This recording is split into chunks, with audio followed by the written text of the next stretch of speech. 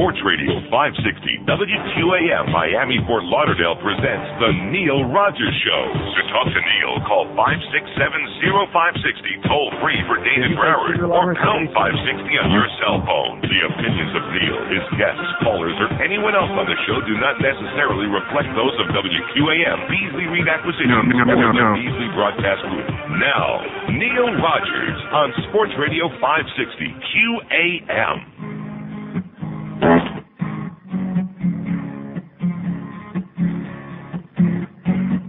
I was a little too stuffed, had to lose a few pounds. Pants too tight, seams busting out. Just had a big burrito with beef and rice. Salsa on top with some extra spice.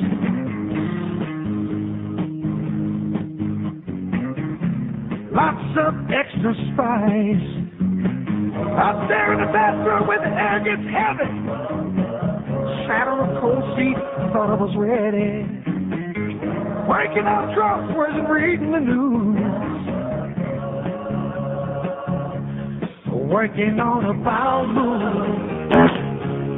Trying to move some back up, drive-through food. Yeah. Working on a bowel move. And it was taking time. Oi!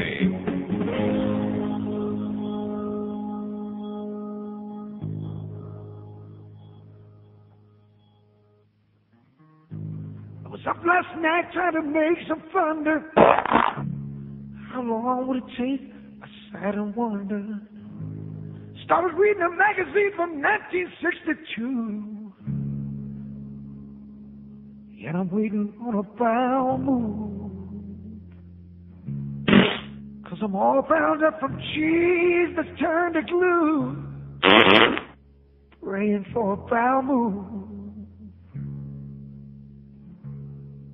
I'm out of paper again. Bowel move.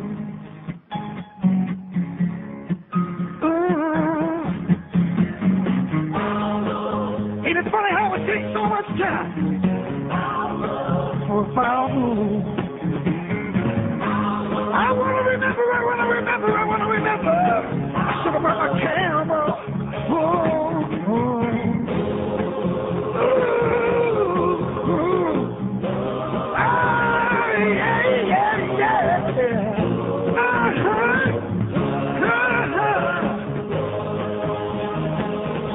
Ten 10:03 at 560 WQAM. So where do we start today? Boy, we got so much dirt going on today. God, I come in here with clear conscience. No, I don't. Not working here. But at any rate, I come in here with a clear mind and a pure heart. And in less than a half an hour, I feel like unclean. I feel doity because I work for these people, for these lying, cheating, scumbag, lowlife. So anyway, about that OJ golf tournament, I don't want to say that anybody knew about it who lied and said that he didn't know about it before it took place, that OJ was coming, but he knew about it. I don't want to say that our sales manager, who would never tell a lie, that they were, oh, and by the way, look at that, the fax machine just beeped an agreement. How do you like that? It's beeping over here. Faxes are pouring in. A lot of scandal here at QAM, by the way. It's a damn good thing we don't have any real competition, because otherwise we'd be in real deep crap, I'll tell you that. So maybe we'll get into that a little bit later on today, if I'm just in the right kind of mood. We just might have to get into that. I certainly don't want to talk about that other incident you were talking about that grab-ass stuff going on downstairs on the second floor. That would be bad. Wouldn't that be bad? Talk about that. I've only been here 2 years, and we've had just this never-ending series of sexual harassment suits and all kinds of hanky-panky that goes on in this building.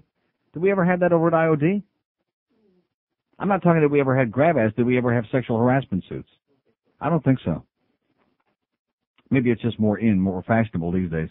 But at any rate, there's all kinds of crap going on, including the first thing I see when I come in this morning on the door out there. Can you peel that off of there and give me the thing so I can read it? I can't read it from here. From there. It's gone, baby. It's gone. It'd been removed. It be gone?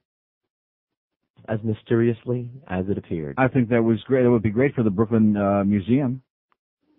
The Brooklyn Art Museum. It was a memo about the producers' night at the Macarena. How about that Pavel Bure, baby? And Ray Whitney. And Mark Parrish. Let's go on, boys. We'll get to that later. Nobody cares. But anyway, it was a memo about the producers' night at the Macarena November 10 about how the producers would be, oh, thank God for Tommy, okay? So who did it, Tommy? Who did it? Oh, this is a different one. No, but who's the one that did the artwork? Do we know who did that? Was it Robert or Donnie B, probably? Or maybe Beefo, that chigger lover. Anyway, so the memo says, attention, Wednesday, November 10 is the first annual QM Producers Night at the Rent-A-Center. Will each moves wave at Neil and watch the Panthers take on the mighty Atlanta Thrashers, who got shut out by the Maple Leafs 4-0 last night, by the way. Oh! Nice going, Mike Johnson. Nice going, Dimitri Kristich. Nice going, Glenn, don't call me Mira Healy. But anyway, Wednesday, November 10th, game time is 7:30 p.m. So anyway, the memo is taped up to the door, and someone has done some beautiful artwork that Rudy Giuliani would have loved. And they've drawn a couple of, like, stick caricatures on there, like stick people, as in stick it to them, or just, stick it up your ass. Yeah, that too. And the one caricature is of me, it says Neil, and I'm standing there with my sticking out. And, of course, down there on his knees is Bluff Lindsay, administering head to yours truly. Now, is there any chance that I would accept that from, No. No. There's about as much chance that I would let him touch me as I would let the guy in David Magazine that guy sent me in a mail that wants to meet me, as I would shake his hand or any other part of him. The answer, of course, is no. But nevertheless. So the fact that he just mentioned in here in the memo, wave at Neil, indicates that there's some kind of a suction going on here, because we know that Duff does so much for this show. Well, I'll give you an example. Just recently he came in here and crossed out on our schedule here today, World Series game tonight. Came in here, borrowed my pen, didn't even use his own pen, and crossed out World Series game number 5. Of course, I guess I probably would have known not to read that, since there is no World Series game number 5 tonight, right? Uh-huh. Right. Since, you hear those choking, gagging sounds from Atlanta, and the thing is over 4 straight, like I told you. But he did that for me. Has he done really basically much of anything else for us here in this? I mean, yeah, he's very intensive with his show. That was funny. I thought so too. So here's another one, another copy of the same fax that's a memo that says, get off Neil's nugget, 3 exclamation points, please, 3 more exclamation points. So the morning guys, I guess, some part of the morning show, maybe it was Beefo who brought his very fine young son to the game last night, a nice young man. But unfortunately, his son is getting razzed at school a little bit because I keep calling it Beefo, the chigger in the woodpile. So just because he may be a chigger lover, I better not call him the chigger in the woodpile anymore. What can we call him now besides fat? Huh? What could we? Because I heard him this morning talking about wanting to be the next Dolphin mascot, Dolphin Beefo, which I think isn't bad. Now, everybody here likes Beefo. He's not a bad guy. He's a little paranoid and delusional, but he's a good guy. So all you kids out there at Beefo's son's school, stop picking on him, okay, just because he is the chigger in the woodpile. And because he's a little paranoid and delusional. And because they have those very marginal numbers in the morning. See, I hate to break the news to some of the other professionally jealous people in this building. I realize you're stuck with those boring sports shows, and of course now they're really trying to yuck it up with a lot of comedy on the morning show, I noticed, and using a lot of our material, and dropping in some really bad sound effects in the background, try to juice it up a little bit. Oh, I shouldn't have said juice. I understand that. I realize that you're saddled with that boring terminal sports crap. Oh, the Hurricanes this, and the Hurricanes that, and the Dolphin Danny sucks. It's pretty ponderous. It's not really very entertaining. I realize that you're stuck within the parameters of that because we got to massage Greg Reed's ego. That's who you should have had getting the head, was Greg, from a lot of the sports nerds in this building, who continue pandering to his sports nerd mentality. By the way, did I mention that Greg knew that OJ was coming? Did I mention that? Uh-huh. Oh, yes. Even though he tells us and insists that he didn't know about it, Uh-huh. He knew. I have that on very good authority from 74 different people in this building. He knew. And the plane ticket, by the way, to bring OJ in for that golf tournament was purchased way, way ahead of time. It was taken care of way ahead of time. So the plans for this, I don't want to say that Screwan was involved in this or Greg or anybody else. And even though Sam had to be the fall guy for them, I mean, somebody had to take the rap. And, of course, we're pretty happy that it was Sam because he had 8 million other strikes against him anyway that should have gotten him out of here. But you're not fooling anybody, Greg. You're not fooling anybody, Luann. You're not fooling us. And to go in the newspaper there and say some of it went to OJ-related expenses. And by the way, do we still have any information about any money, about a dime from that golf tournament, that charity golf tournament going to Center One yet? No. Do we have any accounting on that yet? No. We're waiting, though. We're very patient. We're waiting. The people at Center One are waiting. 10 past 10 at 560 WQAM. No portion of this broadcast may be No. without the express written permission of WQAM Beasley Reed Acquisition Corp. Bill Nicole. Yes. Don't you love Bill Bradley? Yeah. Don't we need Bill Bradley? Yeah. More than 6 feet tall. Played pro basketball. All right. Don't you love Bill Bradley? Yeah, we need him badly. He's gonna win the race. People love him 'cause he isn't Albert Gore. Yeah. Did I mention that he isn't Albert Gore? He played for the Knicks. He doesn't bore us sick. Yeah, we love him 'cause he isn't Albert Gore. Not Al Gore. Not Al Gore. Not Al Gore. Yeah, he's not Al Gore. All right. I'll say it one time more. We love Bill a lot. Mostly 'cause he's not boring Albert Gore. Well, don't you love Bill Bradley? Don't you love Bill That's absolutely correct, by the way. It's the only reason that anybody's even considering Bill Bradley, who's now several points ahead in New Hampshire, by the way, of Al Gore, because Al Gore is boring. He's terminal. He's wooden. He's a dead man in a suit. And his wife is pretty boring, too, by the way, the old tipper. So anyway, we'll get back to that whole business about, it's kind of embarrassing. I mean, sure, we take the money, but it is embarrassing. I want to go on record as saying that, to work for people that lie like bandits, who, if they tell you the day of the week that you run to the calendar to double check and, you look at your watch. I have a calendar watch. It says on here, Thursday the 28th. And if he came in here right now and said to me that it's Thursday, I would look at my watch and go up and look at the calendar in the other room just to double and triple check. You can't complain about Greg's credibility because, folks, he doesn't have any. I just want to go on record as saying that. We'll continue taking the money, but it's really tragic that you can't sit down like a mensch and talk to somebody mano a mano. You know what I'm talking about? No. Mano a mano. By the way, speaking of mano a mano, we lost a considerable part of our SPIC audience, which I knew we would, because of the fact that we had all that stuff going on, and I tell it like it is, and I'm not going to pander to them or to anybody else. So as opposed to being number one in Hispanic men, 25-54, like we were in the last book, with an 8.5 share, we had only a 5-point tie for eighth in Hispanic men.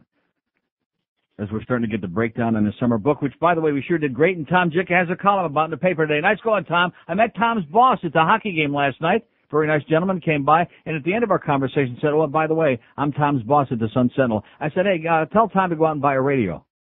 But Tom must own a radio because his whole column this morning is basically what I said yesterday, that he ought to be writing about. And sure enough, here it is today. Nice going, Tom. How do you like that? Neil strikes again, baby. All Neil's got to do is go on the air and Stupid. there it is in the paper the next day. Either in Michael Mayo's column, in Dave Hyde's column, Tom Jicka's column. And you guys you're all welcome, by the way, that I'm here and I can give you a lot of good material to write that you should be writing on your own, but nevertheless.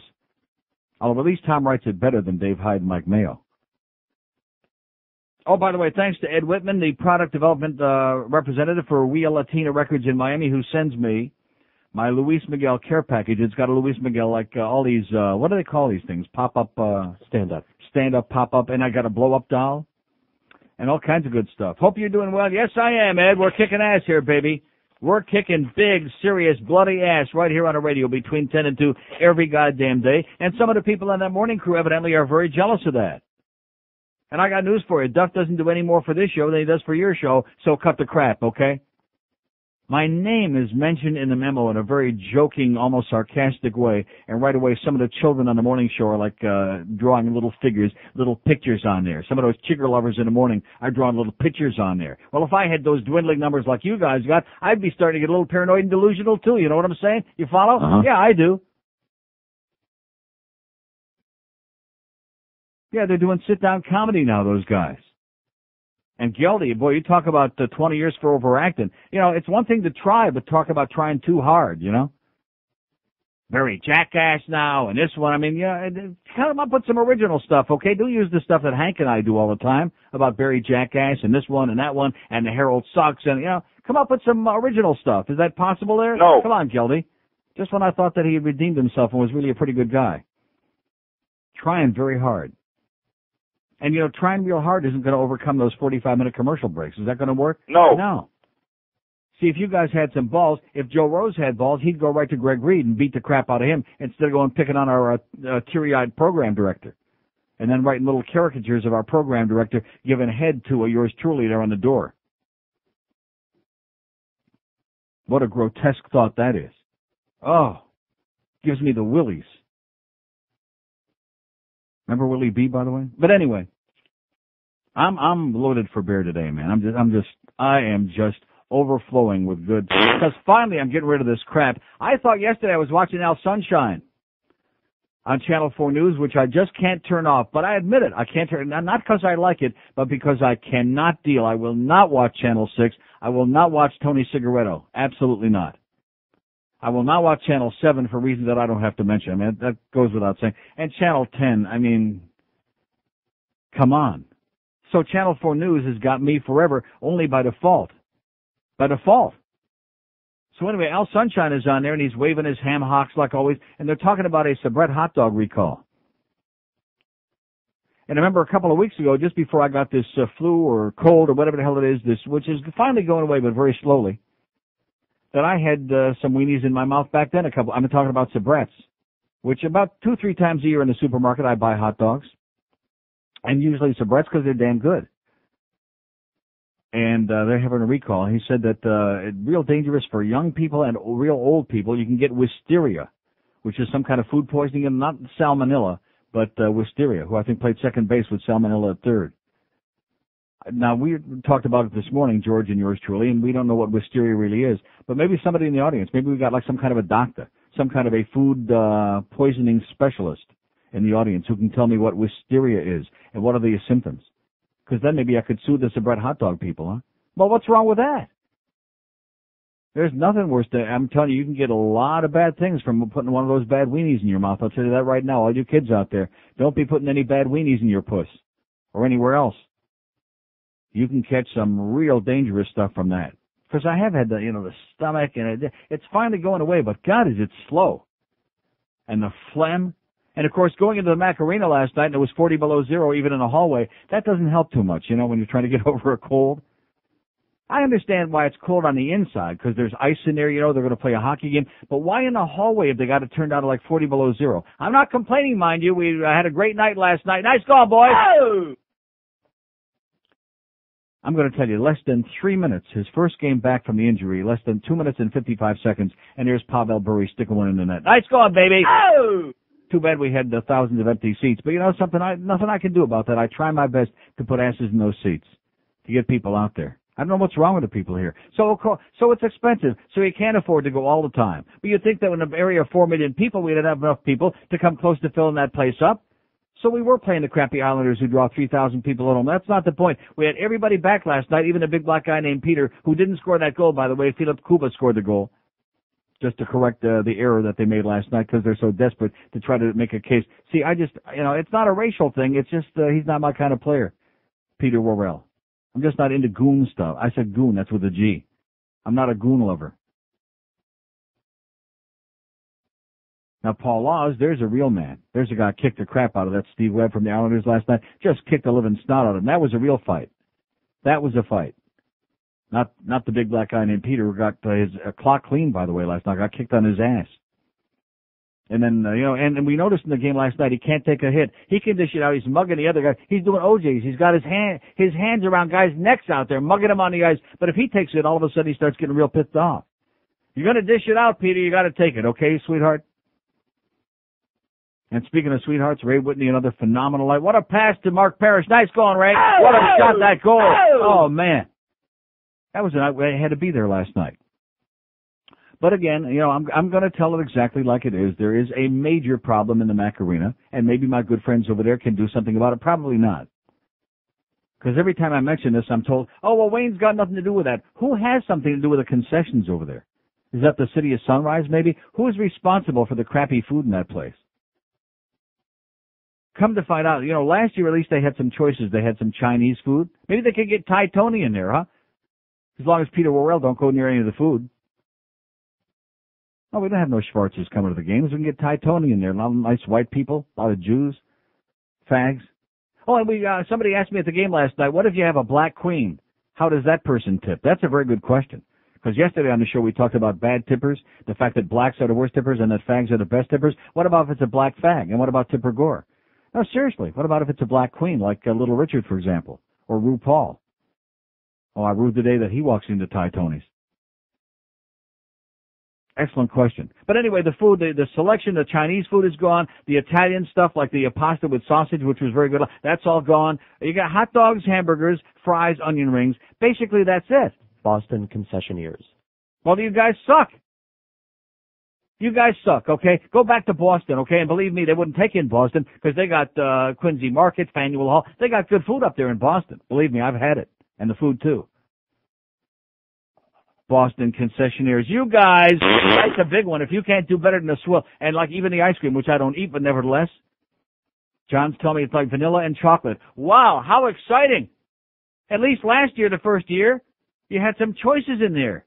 You had some good crap. It's always overpriced. And so this year they cut the selection way, way down, and they jacked the prices way, way up. And you wonder why we're getting 14,000 people in there every night, and there are thousands of empty seats? Even in spite of the great Pavel Bure and the lovely Ray Whitney playing and Mark Parrish playing his guts out, even in spite of that. And by the way, Robbie, you still suck. Boy, that was a good night last night, you know? It's a great night. And yeah, we left with 6 minutes left. Did we miss anything? No. Any goals? No. A couple of people looked like, oh, gee, he's leaving. Yeah, I'm leaving. Okay. Had to make a pit stop at Publix, which, by the way, I'm very sorry to see that my cash-only express line at Publix lasted one day, I think. And that was the end of that. Probably some of you assholes out there with your debit cards and with your checks and all that crap. Oh, gee, we can't do that. Okay, fine, whatever you say. I still say every supermarket should be forced to have an express lane cash only for those of us who pay real cash, don't have coupons, don't want to write checks, don't want to potchkey around with credit cards to buy 7. I mean, it's an express line, 10 items or less. How much is it going to be anyway? Right? How much could it be anyway? Get some cash, okay? If you can't afford to pay with your groceries with cash, then just starve. That's my suggestion for you, okay? I don't want to sound insensitive. Starve your ass if you can't afford to pay with cash for your damn groceries. QAM drops the green flag with Motorsports Saturday mornings at 6 with Joe Costello. Right here on Sports Radio 560 QAM. I just want Peter Alice to know that all of those American governments on the water company, we are Chinese too. Thank you very much.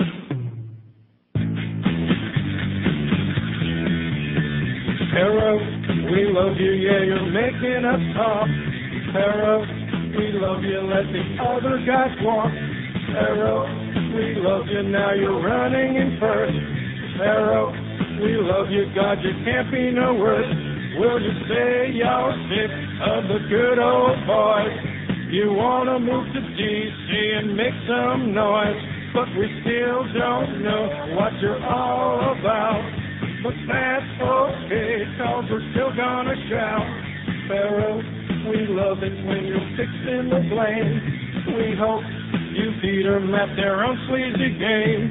Pharaoh, we love you, no you don't need a plan. Don't go and blow it now by taking a stand. You say you got a better way. Long as we're married and no one's gay, keep on spending your own dough, and we'll all go all around. Pharaoh. No. Pharaoh, we want you. Pharaoh, we need you.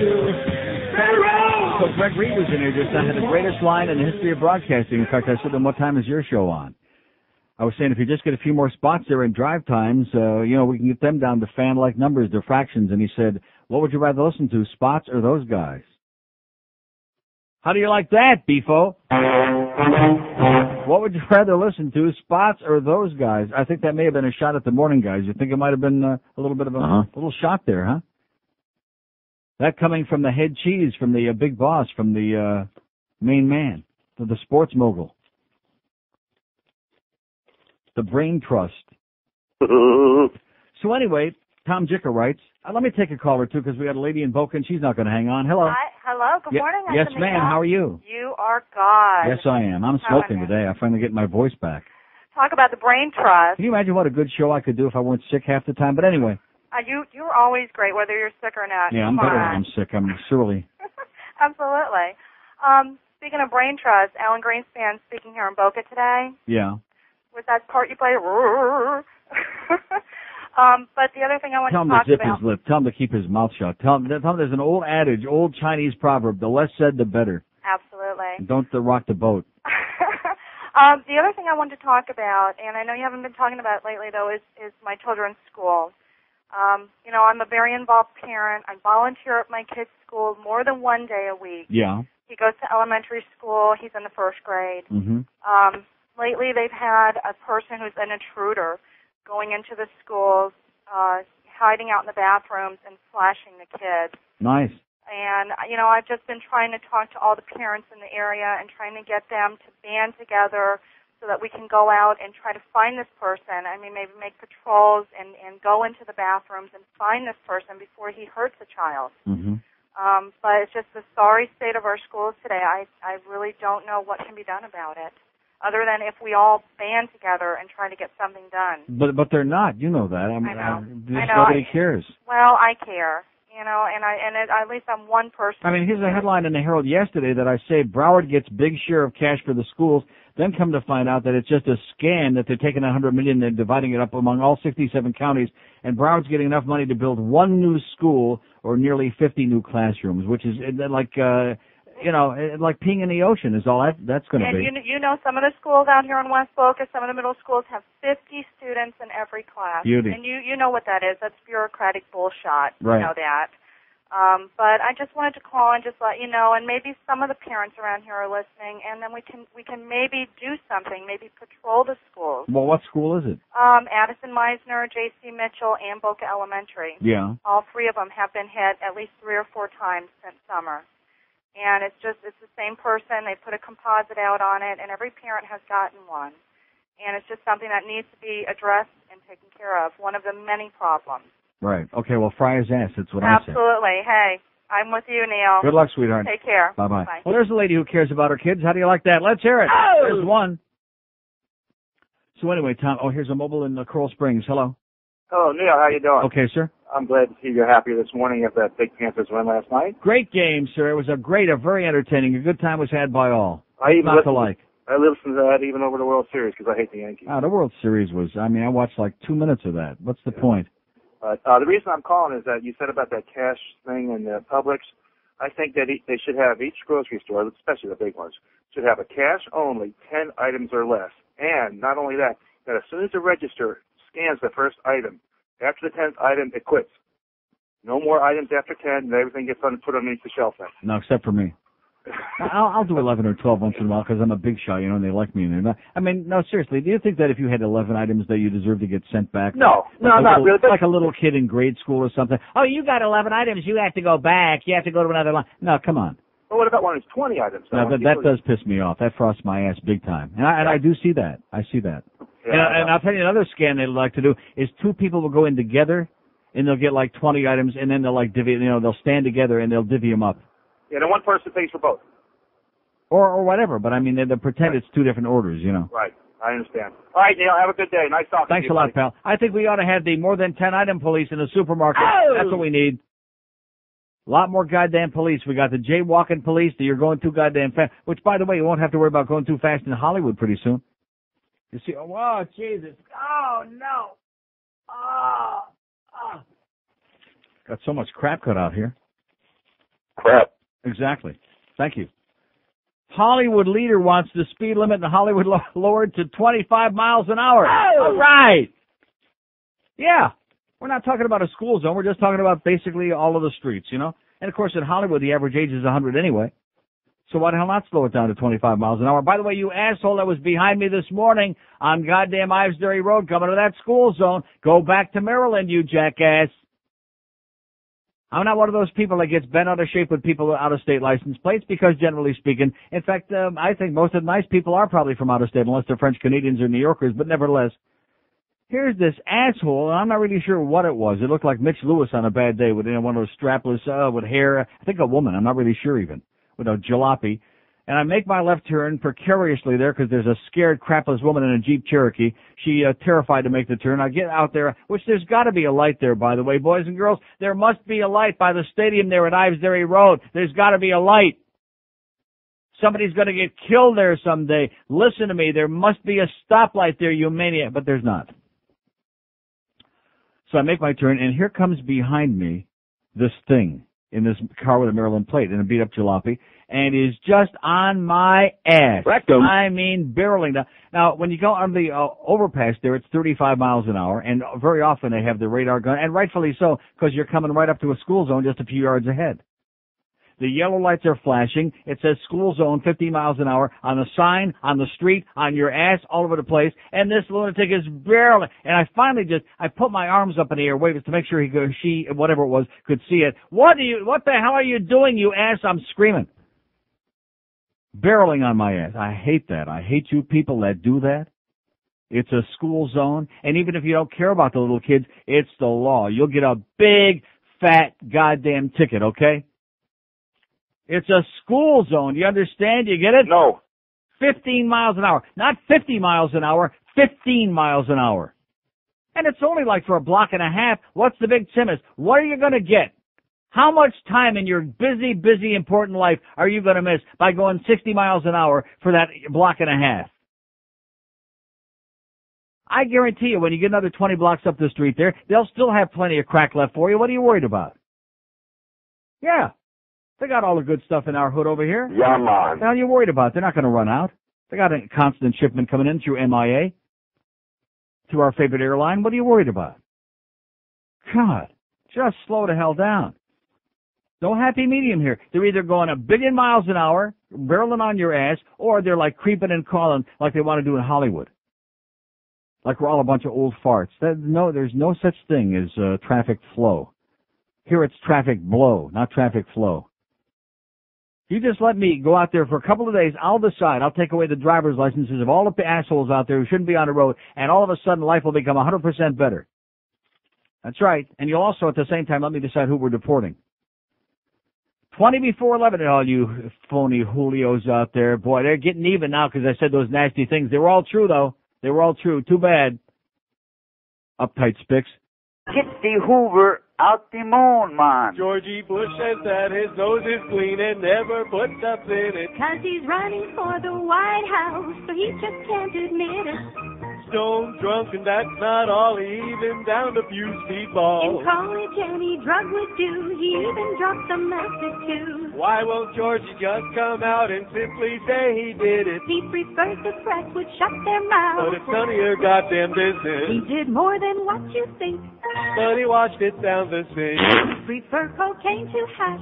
That's the question that he does. Can he make his point much clearer? Like a razor on a mirror. But he wants us to believe that he didn't do anything. Georgie Bush says that his nose is clean and never puts up in it 'cause he's running for the White House. So he just can't admit it. Georgie's clean. Oh, you're going to gag.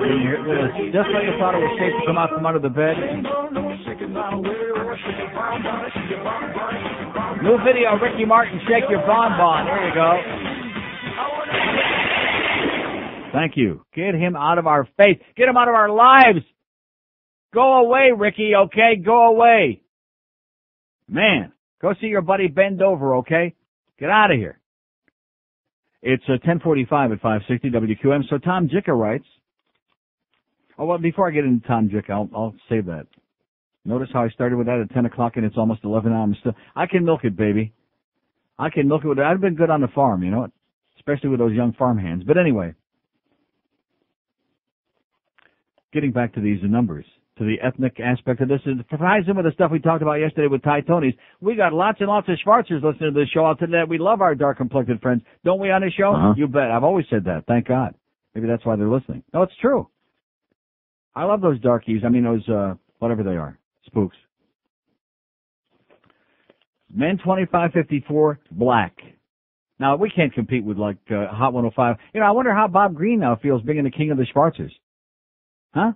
I wonder how he feels. He's got 3 radio stations over there that they own now, Cox in this market, and 2 of them are Schwarzer stations, EDR and Hot 105. Hot's got a 25.4 share. EDR's got a 20.5. That means they got 45% of the men 25-54, almost half, are listening to those 2 stations. Bob Green, king of the Schwoes. Oh! Let's hear it for Bob. Love 94 is 3rd. That's that jazz, man. See, George says to me, why would black guys be listening to Love 94? It's jazz. And number 4, midday, 10 a.m. to 2 p.m., WQAM. It's Neil, God! with a 6.9, with a 69 with the darkies. How do you like that? 6.9. Thank you so much, my dark-complected friends, who at least have a sense of humor, unlike our Julio friends who were dropping like a rock. But you know, the most interesting number of all here to me in this summer book, since we're so numbers-oriented in this business. I mean, what else? We live and die by this crap, you know? How come that line 9 hasn't rang yet this morning? I might actually take that. They don't know the number yet? Too bad. Well, and Greg says, oh, yeah, we're going to get that straightened out right away. It'll be for the whole country. We'll get that straightened out right away. Yeah. There's all a G. What's, yeah, we believe you, Greg. What did he say it was? So many men 25 to 54, other.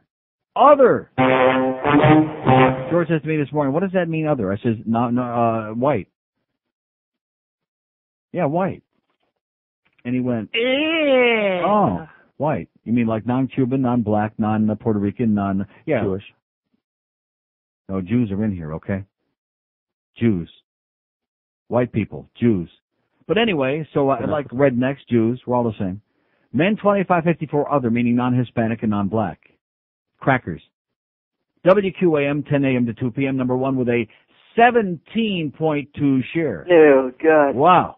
I'm squeezing myself right now. I'm so excited about that. That means that more than 1 out of every 6 non-ethnic men in Dayton Broward is listening right now as I speak. 1 out of every 6 non-ethnic men. And quite frankly, you look at the other 5, who wants them anyway, you know? No, seriously, who wants those other 5 ugly guys anyway?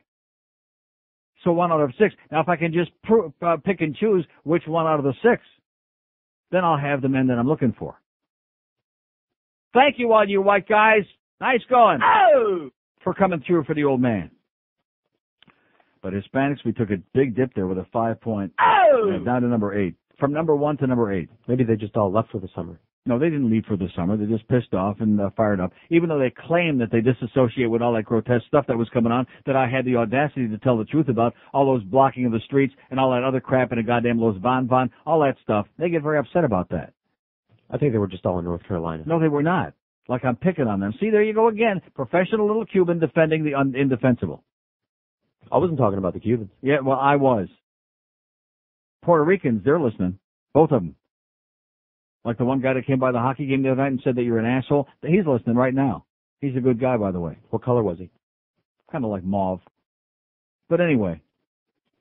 What color is mauve, by the way? Isn't that like gray? Yeah, he was kind of like gray. He was an old guy, you know. Can't help it. When we get old, we start getting a little gray. So all we got to work is are Hispanics. And by the way, we actually have some women, but I'll tell you, these people that say, oh, you got a lot more women than you think. According to Arbitron, these are the numbers.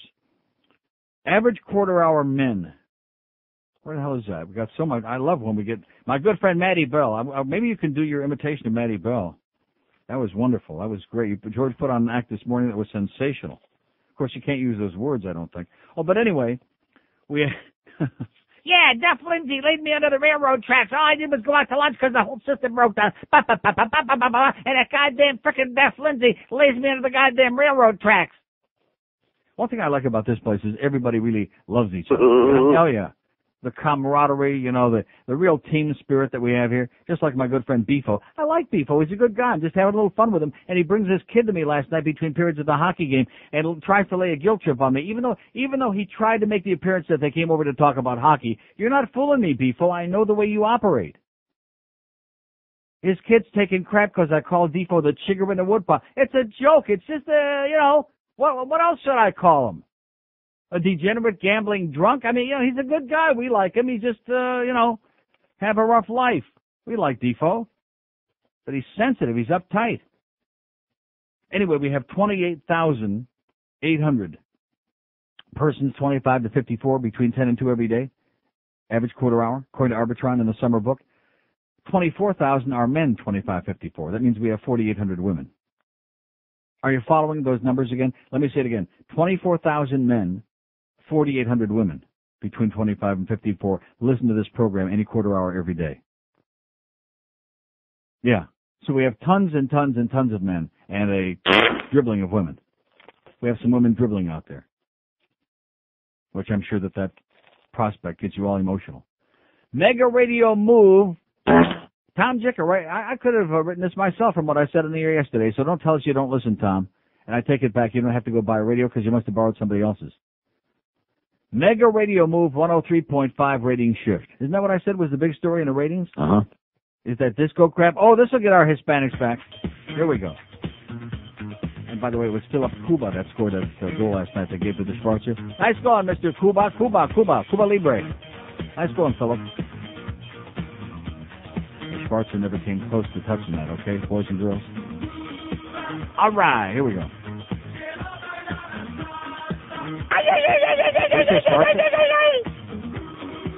Did he say something about Schwarzer in there?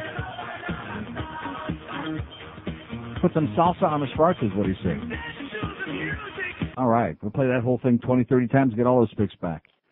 Anyway, Tom Schaefer writes, the lazy days of summer didn't bring much change at the top of Miami-Fort Lauderdale radio rankings, but there was a mega move in the middle of the pack. Nice going there, Tom. A mega move. Kind of a little play on words there from little Tom Schaefer. What a cunnilinguist he is. He's bloody stupid! The all-new Mega 103.5, a dial position that burned out with hard rock as WSHE and never gained traction as soft adult contemporary The Planet. A little bit too soft, I think. Is the hottest new musical format to hit South Florida since disco. Oh, yeah. Woo! Indeed, the beat of Miami, which WMGE Smegma also uses as a calling card, harks back to the days of disco in its playlist, which is salted with artists especially popular among Hispanic young adults. Gloria Estefan, KC and the Sunshine Band, etc. See, I mean, Gloria Estefan, I understand, the speaks like her because she's one of theirs, so she couldn't sing for crap. But KC and the Sunshine Band, what does that have to do with Hispanics? They like to dance, baby. Is KC Hispanic? He was big down here in the day. I beg your pardon? KC. He was what? Very big down here.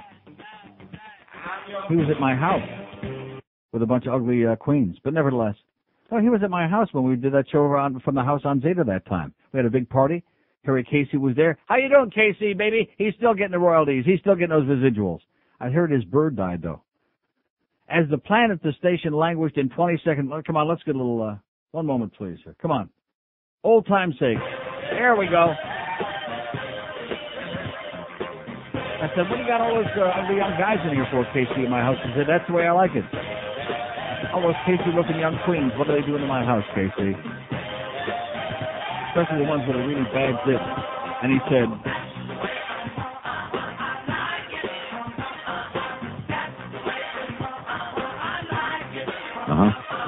okay. As the planet is staying, oh, but man, I'm on fire today. You know, all I got to do is get a little voice back and I can do a show. No, seriously. I told you weeks ago, and then I kind of got away from that because I've had this laryngitis with the flu for a couple of weeks. I mean, if I can't be more entertaining than, oh, gee, what are your thoughts on that Lackawanna Depew game this week, Hammer? If I can't be more entertaining than that, then I might as well hang it up, you know? As the planet, I'll get to this eventually, the station languished in 22nd place. And by the way, I have my Luis Miguel Schmata around my neck. What would you call this besides lovely? A towel. It's like a Luis Miguel towel. It's like a sweat towel, so when you go to the concert, you can daub your brow. Oh. You look like Rocky. After the switch to Mega in July, it soared to a tie for 11th among listeners 12+, which the radio industry recognizes the overall audience. Mega's debut performance Arbitron summer book is even more impressive among listeners 25 to 54, which is known in the business as the money demographic. Only $50. Because it is one of the most often bought by advertisers. 25 to 54. That's what we want. That's what we crave. I kind of like crave 18 to 25, but that's another story. Mega almost tripled its share of this audience and skyrocketed from the 18th in the spring to a tie for 4th in the summer book. Let's hear it for disco, baby. It's making a big comeback. A big, juicy, squeezing, bloody comeback. To be continued, by the way. Oh, yeah, it's a long article, and Tom, Squirt. He's all over my leg in there. In spite of the fact that I said the other day on this show that he's bloody stupid! Oh, he knows that. 10:56, and he knows I like him. He's a good guy. He's just way behind the times. He's out of touch. 10:56 at 560 WQAM. Okay. Hey, man. Who the hell are you? I'm Kurt Cobain. I was in the group Nirvana, man. I don't like them comparing you to me. Shit, you had 2 lousy albums. I had many hit records. I was on top of the world until I married the Gook and got shot in the head. Hi, I'm Mama Cass. Avoid the ham sandwich. I'm Karen Carpenter. Can I have it? I'm Mr. King. Aw, shut the f*** up. How you doing, Kurt? I'm Buddy Holly. Have you seen my glasses? Hey, look at all these other place cards at my table. Keith Richards, Sinatra, and all of the Black Crows. Yeah, they'll be here in time for dinner, you long-haired honky. Excuse me, what's that? Oh, man, that's just the arm of that drummer feller from Def Leotard or something like that. It's 11:02 at 560 WQAM. We got Hank at Flagler today. Oh, Hank's out at Flagler? Uh-huh. Oh, boy. Then we got Hank with Beano, 5 to 6. And then 6 o'clock, we got Hurricane Hotline. 8 till 10, it's the Bookster, Ed Kaplan after that because Bluff has crossed out that World Series game number 5, so I guess there must not be no World Series game. Thank you, Bluff. Like I wouldn't have known that, right? But he did come in here and borrow my pen to cross out World Series game number 5 tonight. Nice going there, Duff. He's doing something, by the way. Guys, he's doing something. South Florida Radio Time goes on to say remains an FM world. And this is after all his going on about Mega, which, like I told you, that was the big story. In the 12-plus breakout, 14 of the 15 highest-ranked stations are on the FM band, the exception being Spanish-language talker WAQI AM 710 Radio Mambi. Hip-hop WEDR FM 99.1 held its position as the market's most popular station. Easy listening WLYF Life is next, followed by Latin pop Radio Amor and youth dance music Power 96, which tied for third. Hot 105, whose sounds are familiar to EDRs, fills out the top 5. So what do? Just punch back and forth? Is that why they both have like more than a 20 share, the dark folks between EDR and Hot 105, and all the young guys that want to be black, the white guys that want to listen to rap? The older ones listen to Hot, the younger ones listen to EDR. The older Schwarzes listen to Hot 105 and the younger ones listen to EDR? Hot 105 is like Coast for black people. And at what point do white guys stop listening to EDR and listening to a rap and opening up their windows and trying to impress everybody with how hip and cool they are, even though they're white? At what point? 40? The rest of the top 10 consists of contemporary hits, HYI, Y100, Wacky, Jazzy Love 94, country music, Kiss. Oh, nice going there, Bob McKay. Oh! Bob McKay wants the world to know Kiss had a good book, okay, which means that we got a lot more nose pickers down here than ever before. Country music, Kiss, and classical WTMI. I guess Scott Schwartz left too soon. The highest-rated English-language station is on AM, sports-intensive WQAM, AM 560, in 16th place. Oh! We're number 16, goddammit. Oh! Yeah. Oh, yeah, Greg looked at this. Greg hadn't seen this. See, I guess nobody could read the paper to him this morning, so he hadn't even seen this. He says, oh, this is a great promotional thing for us. I said, yeah. And then he kind of like sauntered out. It says, while Mega took off, and here comes some of the good part. This is what really got him erect. While Mega took off, WAFN AM 1700, which launched a challenge to WQM in the sports field in August, failed to register in the Arbitron book, which measures as far down as 1/10 of a share of a point. 0.01. It measures as far as 0.1% of a point. Maybe they should go to hundredths. So let me ask you, what's the point? And maybe that's why their salespeople are all walking out, and maybe that's why we're hearing these rumors that they can't pay anybody over there, and maybe that's why nobody with a brain would advertise on that station, because they have no audience, boys and girls. They have no audience. Zero, zippity-doo-dah, there we go again. No audience, no measurable audience. And they will have no measurable audience under any circumstances, okay? They suck, they blow. It says, this is not surprising, goes Tom Jicka on to say. The all-sports format attracts a loyal but a limited niche audience. Niche. Even WFAN in New York, the model for all-sports radio, reportedly the top-billing station in terms of ad rates in America, most of that is Imus, I'm sorry to say, finishes in the middle of the pack in the overall audience numbers. However, successful sports stations are cash cows because their audience is dominated by young males, the most difficult group to reach on a regular basis. See, I have to break the news to you. Most of them are cash cows. The only problem is this is more like a cash pig because we got all the money being sucked out of here by John Henry and Wayne Hypinga. So we could be a cash cow, except for those very, very high broadcast rights fees. There we go. Loan me $50 million. That's the problem. Otherwise, we'd be drowning in a sea of cash. Well, we really wouldn't because the Beasleys wouldn't turn it loose anyway, but we could be drowning in a sea of cash if it weren't primarily for the Marlins, for the goddamn Marlins. How do you like that? The Marlins are what's killing this place, and that's just because we got somebody in this building who wants to be the sports mogul. What the hell is that? Get out of here with that. I must be crazy. I must be nuts. Well, it was the next one that's right next to it. Anyway, it says this is not support. However, sports stations are this and that. While almost all the major sports franchises in South Florida are locked up, WQM has got a stranglehold on the format. Greg saw that and he popped wood right there on the side of the thing. I said, get out of here with that. It is serendipity. Remember the Serendipity Singers? Uh-huh. What was the name of that song they had? Don't let the rain, what was it? Fall on your rectum. What was it? I forget. Oh, I know what you're talking about. The Serendipity Singers. I know. Let the rain, something. By the way, did anybody call in about wisteria? No. Well, why not? Don't we have any medical people out there know anything about food poisoning and bacteria and things like that? Maybe my close personal friend Al Sunshine will call in and give us the lowdown on that, but I doubt it. Asshole. Anyway, it says, it is serendipity that WQM also has the market's dominant personality, Neil Rogers. And I hope that the morning crew, the people that are drawing little pictures on Duff's memo there, I hope they're listening right now, but I'm sure they're not because they're probably listening to some stupid sports press conference right now. Without Rogers' overwhelming audience shares, which are triple and quadruple what the station does the rest of the day in its target demographics, WQM would slide a few notches further down the list. Rogers is second in this time period among all listeners, but is number one among men 25 to 54. Thanks in large part to him, WQAM ties for third with WEDR for the entire day in this demographic breakout, men 25-54. The top slot also is essentially a one-man show. Thanks to Howard Stern in the morning, WBGG, Big FM, which is number 17 overall, is number one with adult males.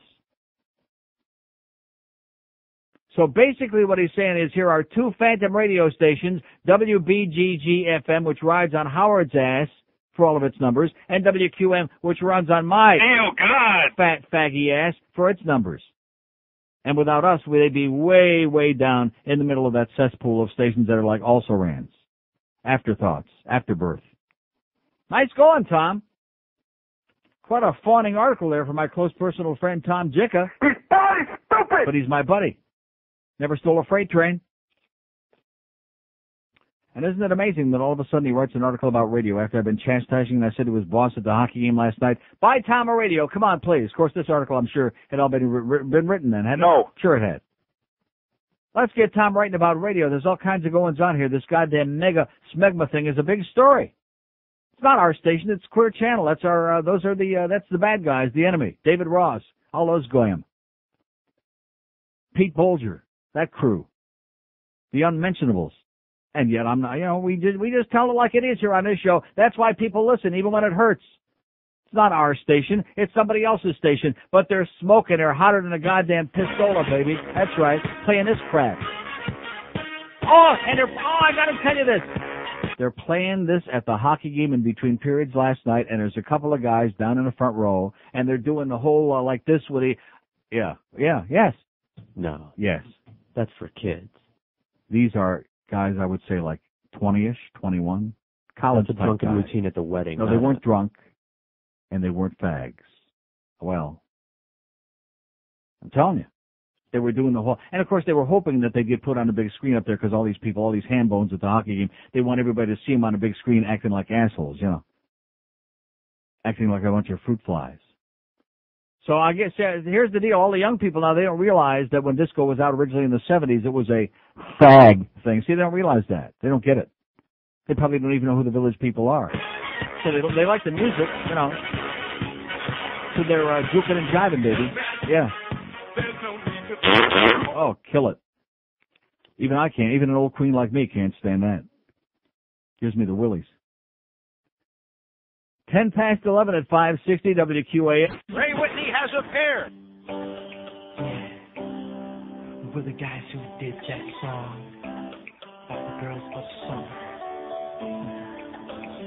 And someone bet us that we couldn't do a song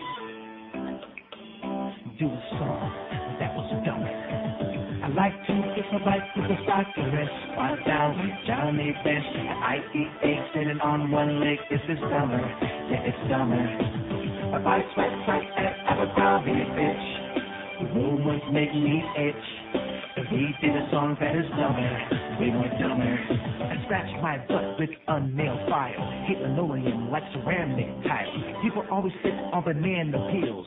Monty Hall said, let's make a deal. I wear contact lenses underneath my eyelids. That's only rabbit don't know trick of the kids. Don't be whipped by a dog if you think it has rabies. Every Thanksgiving eat lots of yummy gravy. Just the other day I got a canker sore. Do you think Bill Bradley can beat Al Gore? I sing the first rhyme that comes to my head. I'm a big fan of Right Said Fred. I send email on my brand new computer. People who drive to work are commuters. The other white meat is better known as pork. Singing this song makes me sound like a dork. I can't believe it's telling me out my list. Can't believe that it's a hit. Smoke the Bible, I wrote this song so it's dumber, a lot dumber. Almost forgot to say I would probably a bitch. Didn't say it was a real cinch. But sing a song that's much more dumber than all others. 11:16 at 560 WQAM. By the way, let's test out our, the good word is from Bluff Lindsay, who just came in here. This will get the morning guys real aggravated because he's paying too much attention to the show now. Am I right about that? Uh-huh. Yeah, they'll be drawing more obscenity on our door tomorrow. But our nationwide toll-free line has been ordered. The order's in, George. In other words, the phone line is in, and of course we're supposed to believe that it was originally ordered for the whole country. Do we believe that? No. Well, that's what Greg said, so do we believe it? No. But nevertheless. What about the rollover? It's not going to roll over, don't you understand, dummy? It's one line. If it rolls over, that means that a whole bunch of people could call at the same time, which means we'd never be lacking for calls, which would be nice for us. But at the same time, that means that it would run up a gigantic bill. They never hold on anyway. What do you mean by that? They would only be on there for 10 minutes at the most. They never hold on line 9? I hate to break the news for it. They're not paying for it. Right. They're not paying for it when they call locally. Yeah, but when they're calling from out of town, they're like highly motivated. In town, those people, look at the phone right now. Exactly. There's a call on there right now. In or out of town. Of course, I didn't want any right now because I'm busy talking. Although I do want one on line 9, though, on the out-of-town line, which our number toll-free is 877-785-NEIL, N-E-I-L. 1-877-785-6345. All over Florida. Palm Beach, Fort Myers, Naples, Port Charlotte, Venice, Bradenton, Sarasota, Immokalee, Lutz, Gainesville, Tampa, Lakeland. 877-785-NEIL. Let's find out if it's working today. Let's see what the lay of the land is with this goddamn. I don't see nothing happening on the thing, do you? And, of course, if I answer it right away cold, then it doesn't have to go on hold at all, and then we don't have to run up a bill, which makes them happy. WQAM Bat Line, hello. Hello. Yes, sir. Mr. Neil. How you be doing? Hockey Dave here. All right. Heard you were speaking about me yesterday, so I figured I'd give you a call today. Well, where are you? Fort Myers. You're in Fort Myers? Yeah, somebody had to call on the 877 number for you since you're begging for a call. What are you doing in Fort Myers? Travel the state, wander around, all that good stuff. Have you got Jacob in the trunk of your car? We both wish I did, because I'd be straight over to see you. Yeah, I bet you would. Great game last night. I have no idea what you've been talking about since I just turned on your show. It comes in great over here on 770. Right. Great game last night. Bure looked incredible. Thank God they finally got wise with Chris Wells and sat his ass down. And you notice we got Bure and Ray Whitney back last night, which, of course, made Parrish play fantastic. And Bure gets 2 and Whitney gets 1 plus 2 assists. So there's 3 of the 6 goals right there with the 2 guys who came back. And the big black guy got some of the people all excited because they like seeing him out there, even though I don't know what purpose he serves, but nevertheless. And the guys that came back all of a sudden set this team on fire. Let me tell you, Neil, I'd much rather see Peter Worrell out there banging bodies than that little sissy Wells out there who does nothing. Yeah, that's a good point. That's a good point. Nothing. Yeah, he looks good in a suit, though. He sits big in the crowd. If they can stick Peter Worrell in front of the net just like Dino Cicerello used to do. Peter Worrell takes up a lot more space. Yeah, well, he was in front of the net when Cuba got his first ever NHL goal. He was blocking out Felix Pot. I noticed Felix Potvin was holding up a sign near the end of the second period saying, "Get me out of here, please," and they did. Now Poor did they Felix. get that to Cuba, or I thought Worrell? No, they gave it to Worrell, and they stuck with that for a long time, but I noticed in the paper this morning they changed it to Cuba. He got the goal. Worrell never touched it. You could see on a replay he never touched it, and the puck either. Well, hey, as long as he's out there banging bodies, you know, and we can keep that Chris Wells up in the stands, you know, goodbye, Chris Wells. Okay, Dave. All right, Neil, thanks. Say hi to Jacob for me. Hey, I'll bring him down to the next game. Give him a big juicy kiss on the lips for me. See you later. Okay. Oh, poor Jacob, huh? He's going to have to live with this. That's okay. He can handle it. He's a good guy. They can all handle it. By the way, speaking of handling it, there's an editorial in the Herald today about Ty Toney. I still can't get over. I mean, the response, all the people at the hockey game last night, that's all they were talking about was Ty Toney and the cheap Schwarzers who don't tip. We don't want to offend our Schwartz listeners out there. We got a 6.9 and black guys out there. We don't want to offend those guys, but they got a good sense of humor. They love this show. See, the black people in this town, they have a sense of humor. The Julios, they're like uptight, like George. They're uptight professional spicks. Commie. Yeah, see? See what I'm saying? Now you see what I'm talking about. That's what I have to contend with every day. Uptight little spick who pretends that he's not, but he definitely is. You ought to see when he starts getting psychotic on the phone, and I always know it's somebody bashing Cubans. As soon as he starts screaming, like that. Yeah. Yeah, Joe Costello told me the whole story about in fact, when you were ranting and raving with him and Aaron, I had to kick his ass out of there. It was all about that Cuban stuff and how embarrassed you are by these obnoxious old Julios calling in maricon, all that stuff, you know. Yeah. And? It is embarrassing. It's embarrassing, the fact that we got 1.2 million Julios in Dade County, and we got a stinking 5 share there, and we ought to have like that, and we know that they're all listening. That's the sad part, but they won't put it down. Liar, liar, pants on fire. Maybe they'll go to the Greg Reed School of the Truth. Here's a mobile in Fort Myers. Hello. Hey, Neil. Yes, sir. How you doing? All right. I used to live over there, and I just happened to flip across the stations and heard your voice. I'm going, Neil. And you don't do any advertising over here. Do we do what? You don't do any advertising over here. I didn't know you were on the radio over We here. don't do any advertising over here either. You're talking about promotion? You got to be kidding me. What time is your show on? We don't do any promotion. This is the Beasley Reed Company, as cheap as they come. We don't even have a guy with a sandwich board walking up and down the boardwalk over there if you have a boardwalk. We don't have any promotion. Nobody even knows that I'm on over there, and we still got a number. Well, it's great to hear your voice, and it's also kind of enlightening to know that it hasn't changed over there. Everything sounds the same. It's exactly the same. When did you leave? When did you get out of here? 96. Oh, it's much worse. Got a new owner for the ball team, and he wants the same crap as the old one. With nothing changes. Right. Yeah. All right. Well, you have a good one, Neil. Great hearing from you, pal.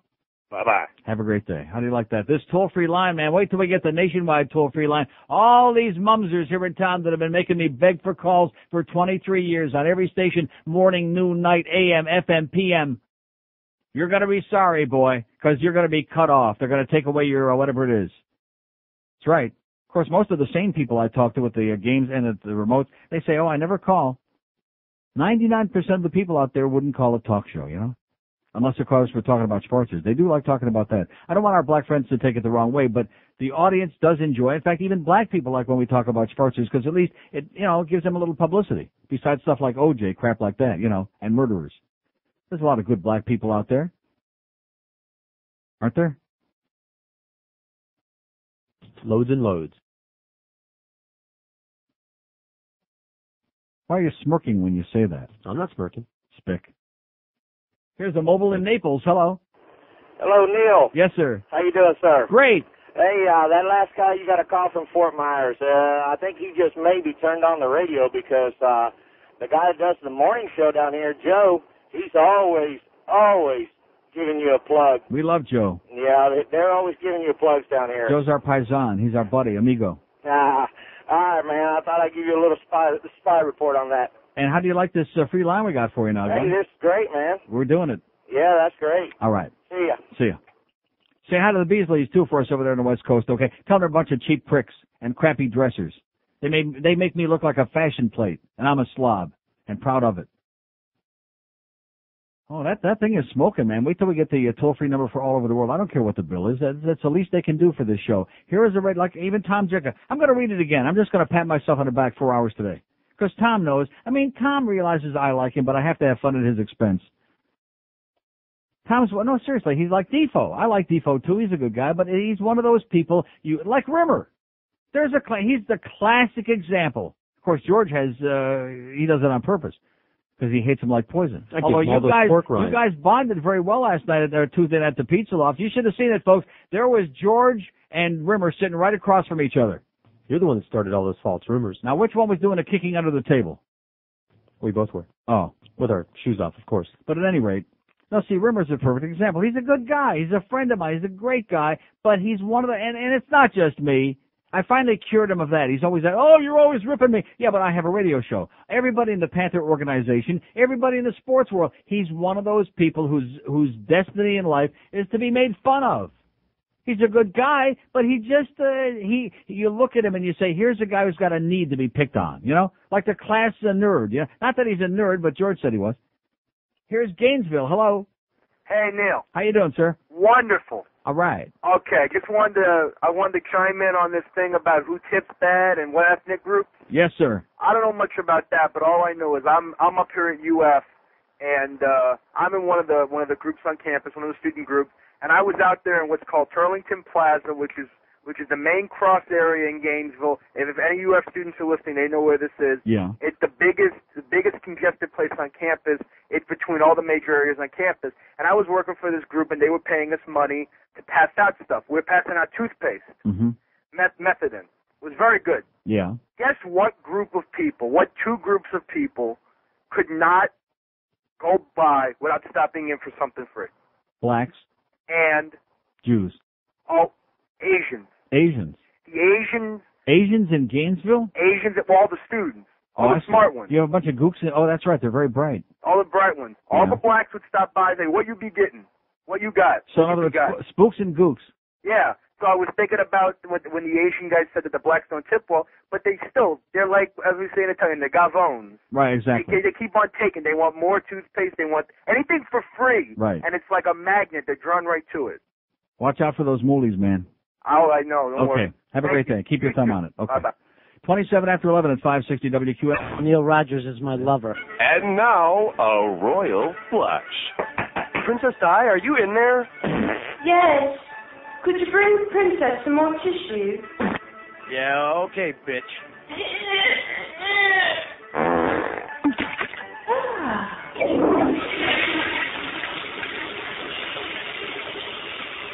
So let me ask you this. Don't you think a Royal BM is probably a little more like delicate? Flavorful? It's 11:32 at 560. Probably not because they eat all that spotted dick. Anyway, the Herald editorializes today, and this was all over the news yesterday. By the way, I want to thank my dark-complected friend for bringing that up, even though I didn't know what he was talking about yesterday. The one that said, you talk about Ty Tony yet? No, I was embarrassed because I didn't know what the hell he was talking about. Ty Tony. To a tree? All I could think of was, like Tony Orlando. That sounds good to me. Time to a goddamn big oak tree and hang his ass, so we don't have to hear that crappy song again. No, it sounded to me like some kind of an Italian, like rigatoni, you know? I'll have some Thai Tony with extra cheese. And I forgot all about that great story on the front page of the paper yesterday, so it's been all over the place. The Herald editorializes today, a tip for Thai Tony. Hiromi Tony Takarada needs reminding that he's in the hospitality business, if not a tutorial on U.S. civil rights law. The owner of Thai Tony, a restaurant on South Beach, apparently thinks it's acceptable to discriminate among customers based on skin color and presumed tipping habits, as in tip the turd. An outraged patron and a stunned police officer told the Herald how Mr. Takarada explained it. I just include the gratuity on people's check who I don't think tip good. Those people don't tip good. Those people. Those, of course, means black people. This from the man who 10 years ago told the Herald that many blacks lack the energy to be waiters at his restaurant. Hello, it says with 6 O's on it. 6 O's on it. As Mr. Takarada heard that his neighbor down the beach, Joe Stonecrab, settled a federal employment lawsuit for not hiring women servers? Does he forget that in South Beach your best customers come in any attire, nationality, or shade of color, and once insulted, vote with their feet by walking out? Does he forget that? Oh. Or maybe he just doesn't care. I guess the Herald doesn't understand that. Maybe he's doing real good business. In fact, maybe there's a whole bunch of other people that might actually come in there now because they guess they won't see too many Schwarzers in there. What? Well, you're smirking and laughing about that, and I'm not suggesting that he's got the right to do that because it's certainly highly illegal. That's like telling people to go back to the back of the bus again, or drink from a separate water fountain and stuff like that. Illegal. But nevertheless, maybe somewhere in the recesses of his mind he's thinking, if I get some publicity that these Schwarzers ain't in here, they think they can come in here and be safe. People that are paranoid about eating in restaurants with black folk, which I think is kind of silly. If I go to a nice restaurant, I don't mind if there's like maybe one or two black people in there. Of course, I prefer that they be waiting on people, or maybe in the kitchen, or maybe standing on a table singing "Old Man River," like at our Paisan there, at the Macaroni Grill. No, what's wrong with that? What's wrong with a few black people being in there while you're eating your meal? 2 or 3. Preferably on the other side of the restaurant. What? Well, they have all those little kids and they make a lot of noise and they get up and they start jitterbugging at the side of the table. You know that. You know how that works. That's the last thing you want in a Thai restaurant, is a bunch of little kids jitterbugging all over the place. Yeah, they're like liable to screw up your damn, what is that? What was her name yesterday? The wife? Tootsie Roll. What was her name? Salmon roll. Salmon, yeah, they're liable to screw up your spring roll or your salmon roll. I mean, that story, you're right. You people that they were peeing on my leg at the hockey game last night, thousands of people. And it had nothing to do with me necessarily. Just reading the story out of the newspaper was so amusing as it was. I mean, here's this poor cop who's married to a dark-complected lady, and her name is Salmon Roll. All you Angels fans out there, ever see Tim Salmon Roll? Uh-huh. I bet you have. 5670560, pound 560 on the AT&T wireless line. We want to hear from some black fags out there and find out if you be good tippers or not. Which category do you swing and sway to? Because you can't have it both ways, so to speak. I mean, you can't be one of those cheap black tippers who don't tip good and also be a fag who's supposed to be the best tipper. You got to pick. You got to pick which group is most important to you, okay? Like as in Drew Paul and those guys, all those dark complected. And how come it is that most, I shouldn't say that. No, but it's true. Most black gay people, men at any rate, tend to be very swishy. Am I wrong about that? Is that another ugly stereotype that we're perpetuating by? That's just my, I don't know. What about the gay black men that aren't swishy? How do you know that they're gay men? How does one know? I don't know. You know. I'll have to ask Lee Oliver, I guess. I don't know. Here's hi, Aaliyah. Hello. Yes, I'm here. Yes, sir. Neil. First time calling, Neil. Yes, sir. I drive around town. When I drive around town, I have 560 on. I'm either listening to you or to Hank, So you were talking about the express line in a grocery store. And so when I was in the store today, I was in the express line. There was one person ahead of me. Yes. It was wild. It was crazy. The woman, the cash register, she came around and took all the groceries out of the grocery basket for the lady. Oh, I would say 15 to 20 pieces. But that isn't the main reason I'm calling you. Yes. This part, are you sitting down? Well, is that the end of that story? Or No. Are you sitting down? Yes, I'm sitting here firmly. I'm holding on to it right now. Here comes the bottom line. I have a firm grasp, yes. Here comes the bottom line. The woman working behind the cash register, I didn't hear the conversation, but she pulled out her own checkbook and wrote a check for the groceries. That's hard to believe, isn't it? Who pulled out a checkbook? The woman, the cashier? Yeah, the cashier, the one working at the grocery store. Why did she do that? I have no idea. But I just, you telling people should have cash in their pocket, money. Mm-hmm. But the person behind the register pulls out a checkbook and signs a check for the groceries for her. Maybe it was her mama. Hey, right. Yeah, it was probably your mama. It must have been, but I think they were both Cuban or so. Because that's what I always say when I go up to the checkout and somebody's got 15 items. I always say your mama. Okay, have a great day, pal. So anybody get what he was saying there? No. Just trying to pick on those poor Cubans again. We're never going to get back to that 8.5 sharing Cuban men if you keep picking on Cubans like that, sir. We're desperately trying to win back our Cuban friends, aren't we? No. Yes, we are. In spite of George and his arrogant goddamn attitude. 5670560, pound 560 on the AT&T line, 877-785-NEIL, N-E-I-L, on that toll-free number that we want to keep hopping. We want to keep that thing busy. We want to keep it smoking. 22 till noon at QAM. I've got 2 sets of lips. My dad knocked me off. He raped me when he tied me up. When I was young, Benet Ramsey, I was killed by my daddy. My dad knocked me off. I was a little tweenie. It's not a media mystery. My mom's the one who knows. He beat me and beat me with the rapper hose and bashed my head, as you know.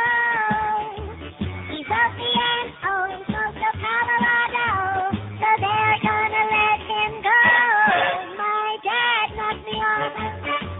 He needed me to get it up, so he's the one who did it. You'll never hear him admit it. My dad knocked me off. So the governor of Colorado, Bill Owen, says that substantial new evidence has come forth and that the Ramseys better get their ass over there. And he says, if I could speak to John and Patsy Ramsey, I would tell them to quit hiding behind their attorneys, quit hiding behind their PR firm, come back to Colorado and face the music and help us find the killers, even though it's probably them, is what he said. It's only 3 years ago. What the hell's the big hurry now? What's the rush? What's the rush to judgment? And let me ask you this. Is John Benet Ramsey the only kid that's been murdered in America in the last 3 years? Huh? She was a little beauty queen thing. She was a little queen? Had a lot of file footage, a lot of video of her dancing inside. Because I know there have been some queens murdered in America in the last 3 years. Oh, we don't care about them. Most of them don't make the news. Like that kid in the Army. But anyway. Well, speaking of murderers, by the way, and the great stuff that goes on in this slaughterhouse of a country that we live in, here's a big story. Wait till you hear this. The fact that this is in the newspaper, this is in the Sun Sentinel, under those kind of odds and ends columns, you know, where they have these little tidbits from stuff that's going on around the country and around the world. Executed killer had marijuana in blood. Oh, my God. Are you ready for this? I don't think you better sit down. Deliciously different marijuana. Deliciously different marijuana. Montgomery, Alabama, baby. A convicted killer executed in Alabama 4 months ago may have smoked, you better hang on tight, may have smoked marijuana before he was put to death, a prison spokesman said on Wednesday. That ain't healthy. Now, why did they kill him? This is in the newspaper. Like, oh my God. He was smoking the wicked weed? Forensics experts found traces of marijuana in the blood and urine of Brian Baldwin, who was put to death June 18 after 22 years on death row. 22 years on death row. Smoked a little pin joint before they fried his ass. And here's a story for kidnapping and murdering a girl 16, State Corrections spokesman Tom Gillickson said. He could have smoked it in his cell. Who knows? Marijuana can stay in the blood for a long time, Gillickson said. The samples were taken immediately after the execution. End of story. Yeah, right. So what's the point? He was smoking weed in his cell. See, once you're in prison, you don't have to worry about it because you can't get, arrested for it. You know what I'm saying? Can't get busted for smoking a wicked weed in prison. And when you're on death row and they're going to fry your ass, they can't, extend your sentence. So that's what you guys out there that want to smoke that wicked weed, man, you better go kill somebody, and then they can put your ass on death row. Then you can smoke marijuana in America. Oh! Yeah, only the murderers can smoke the wicked weed, the wacky weed, as in whack this. Speaking of wacky, by the way, getting back to my close friend Tom Jicha. See, I don't want to get too carried away, Tom. Give you too much credit for that glowing editorial article, whatever that thing was, where you peed on my leg in the paper today. Thank you, Tom, but you're still a putz.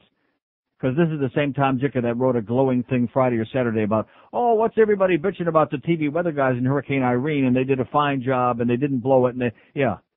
That's why it says on the very front page of the Herald today, and guess what? The Herald doesn't make mistakes.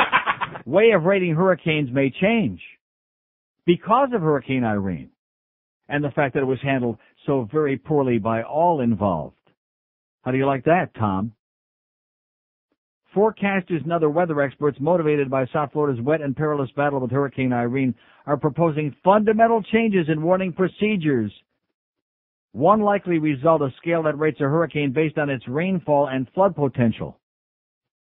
Such a system would complement the well-known Saffir-Simpson scale, which divides hurricanes into 5 categories determined solely by sustained winds. When Irene struck South Florida 2 weeks ago, it was a minimal Category 1 storm on that scale, but it might have been a Class 8 storm on the still unnamed rainfall and flooding scale from 1 to 10.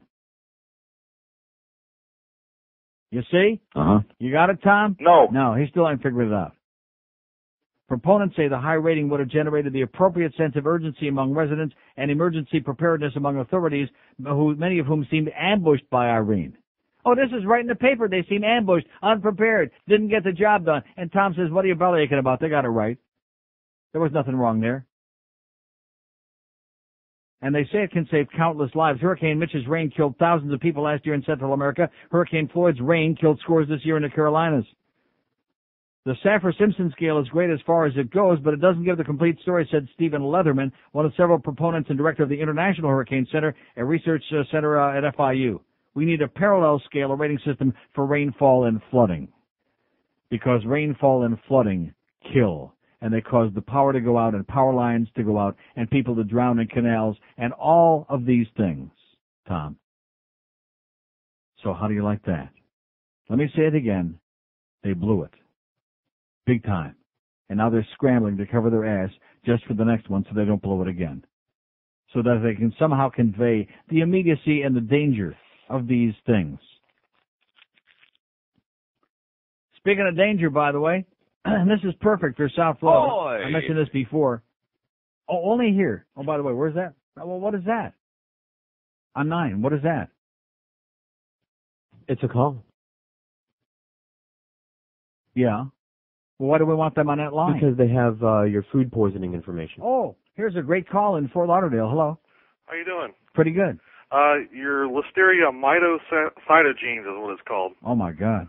It What can is only it? be detected in the body with a blood culture. You'd have to go to the doctor and get a blood culture. Yeah. And what does it do? The CDC, I'm looking at the CDC webpage. It says it manifests itself in the body as encephalitis, meningitis, or septicemia, going undiagnosed. It starts off as, the webpage says it starts off as flu-like symptoms. Oh my God. But in healthy people, it in most healthy people, it usually passes, but in the young, very young and very old, it Right. can cause death. Wow. So it starts with flu-like symptoms? Right. Oh my God. Flu, diarrhea, that can be taken care of with penicillin. Yeah. And a long drug that I couldn't begin to pronounce. Right.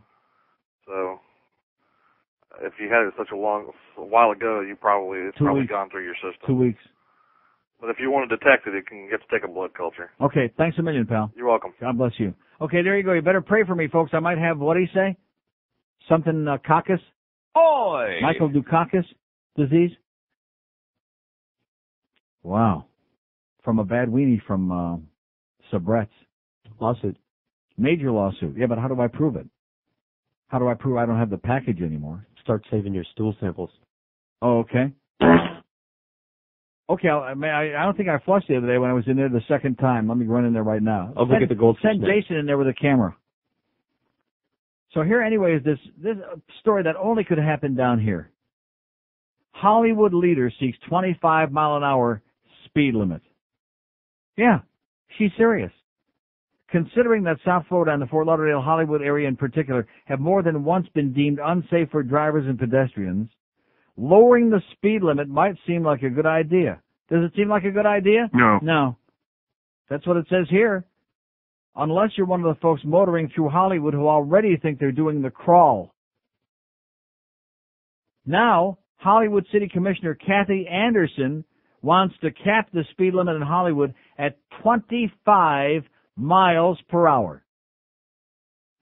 Anderson and her constituents say they think that slowing motorists down will make the street safer for pedestrians and other drivers. How about 5 miles an hour?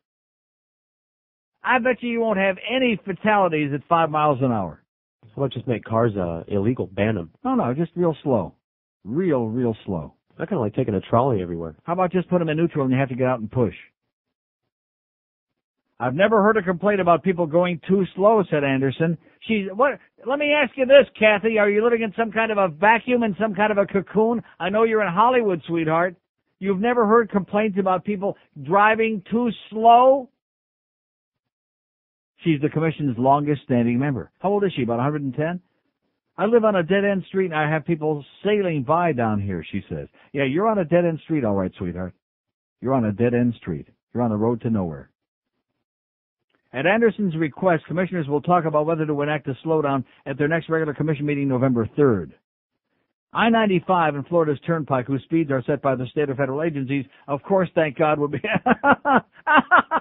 are they exempt. But can you imagine if they weren't exempt? Entering Hollywood, Florida. Break it fast, okay? You have to go 25 on I-95 until you get through Hollywood. However, here comes the, wait till you hear this. US 1/Federal Highway, Hollywood Boulevard, and other major arteries would be included. Federal Highway, 25 freaking miles an hour, according to this crazy person. In this throwaway, every minute accounted for, beeping cellular phone and tip culture, it says. Motorist Bob weave and cut in and out of traffic lanes, all in an effort to get there just a little bit faster. And speeding is a problem in many areas. The biggest offenders are the people who live in this neighborhood, says Leslie Gibbs, a resident of Harrison Street in the Lake section who's worked for 6 years to reduce the speed limit in her area.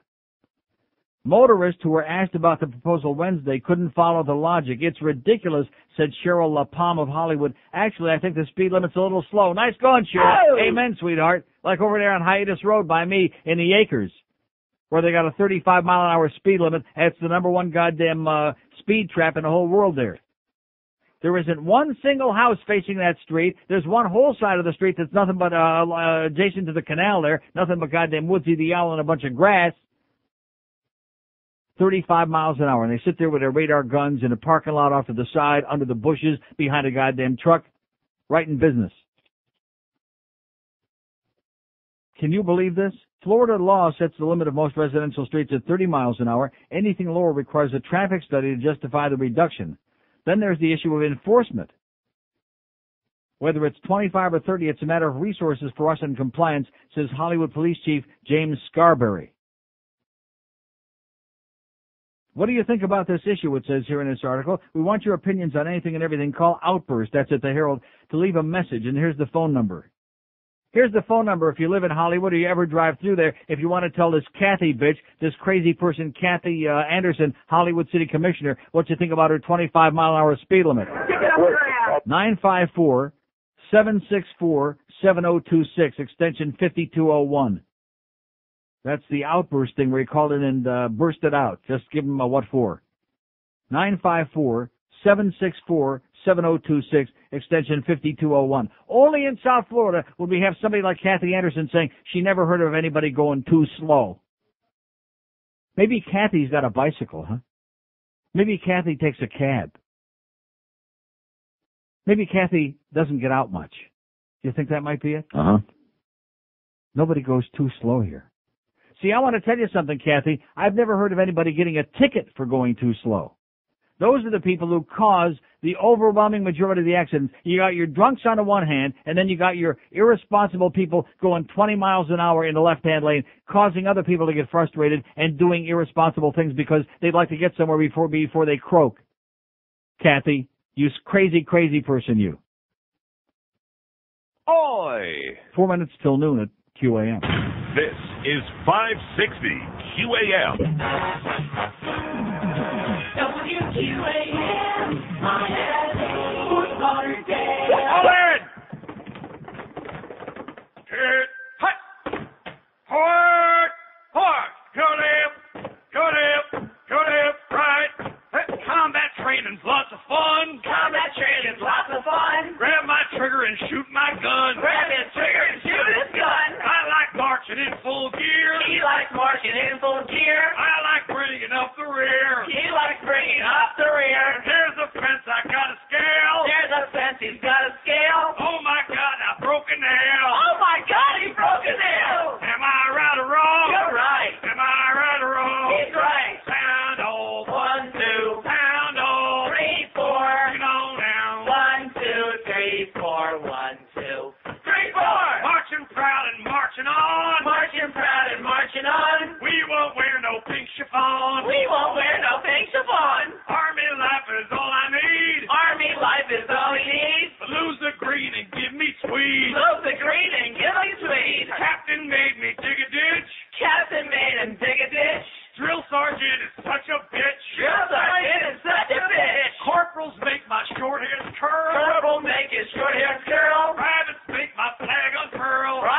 make a square up furrow. Am I right or wrong? You're right. Am I right or wrong? He's right. Down, oh. 1, 2. Down, oh. 3, 4. Bring it on down. 1, 2, 3, 4. 1, 2, 3, 4. Okay. 1202 at 560 WQAM. So what have I got? I've got encephalitis and meningitis and Samitis.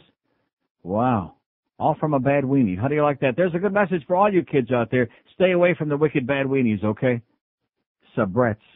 And, of course, it very well could be nothing. How many times do you think that we wind up getting sick and we wind up having the, squats and all kinds of other, in the stomach, and we think, I got a little stomach flu, a touch of something like that. In the meantime, we got like some kind of little food poisoning. All the time.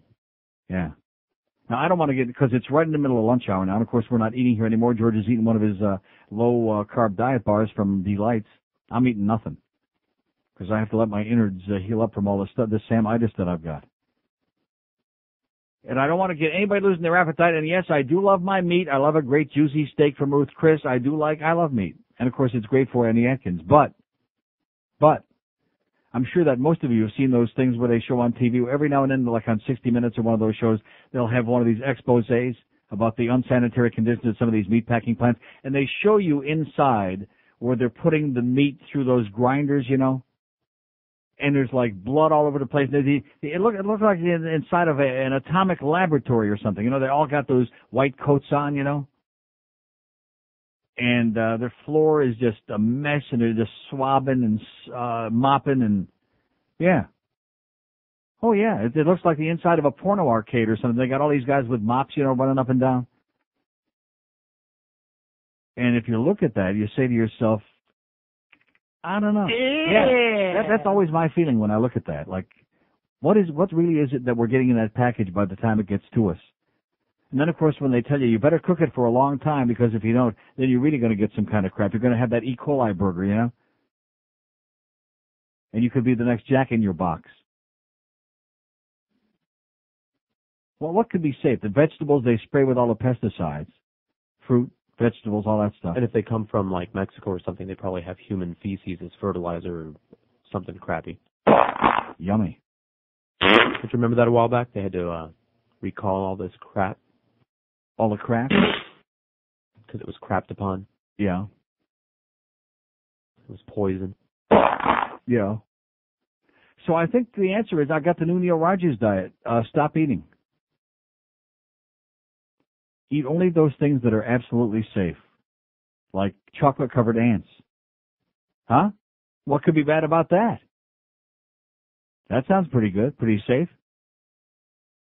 You come up with something else that might be safe besides that.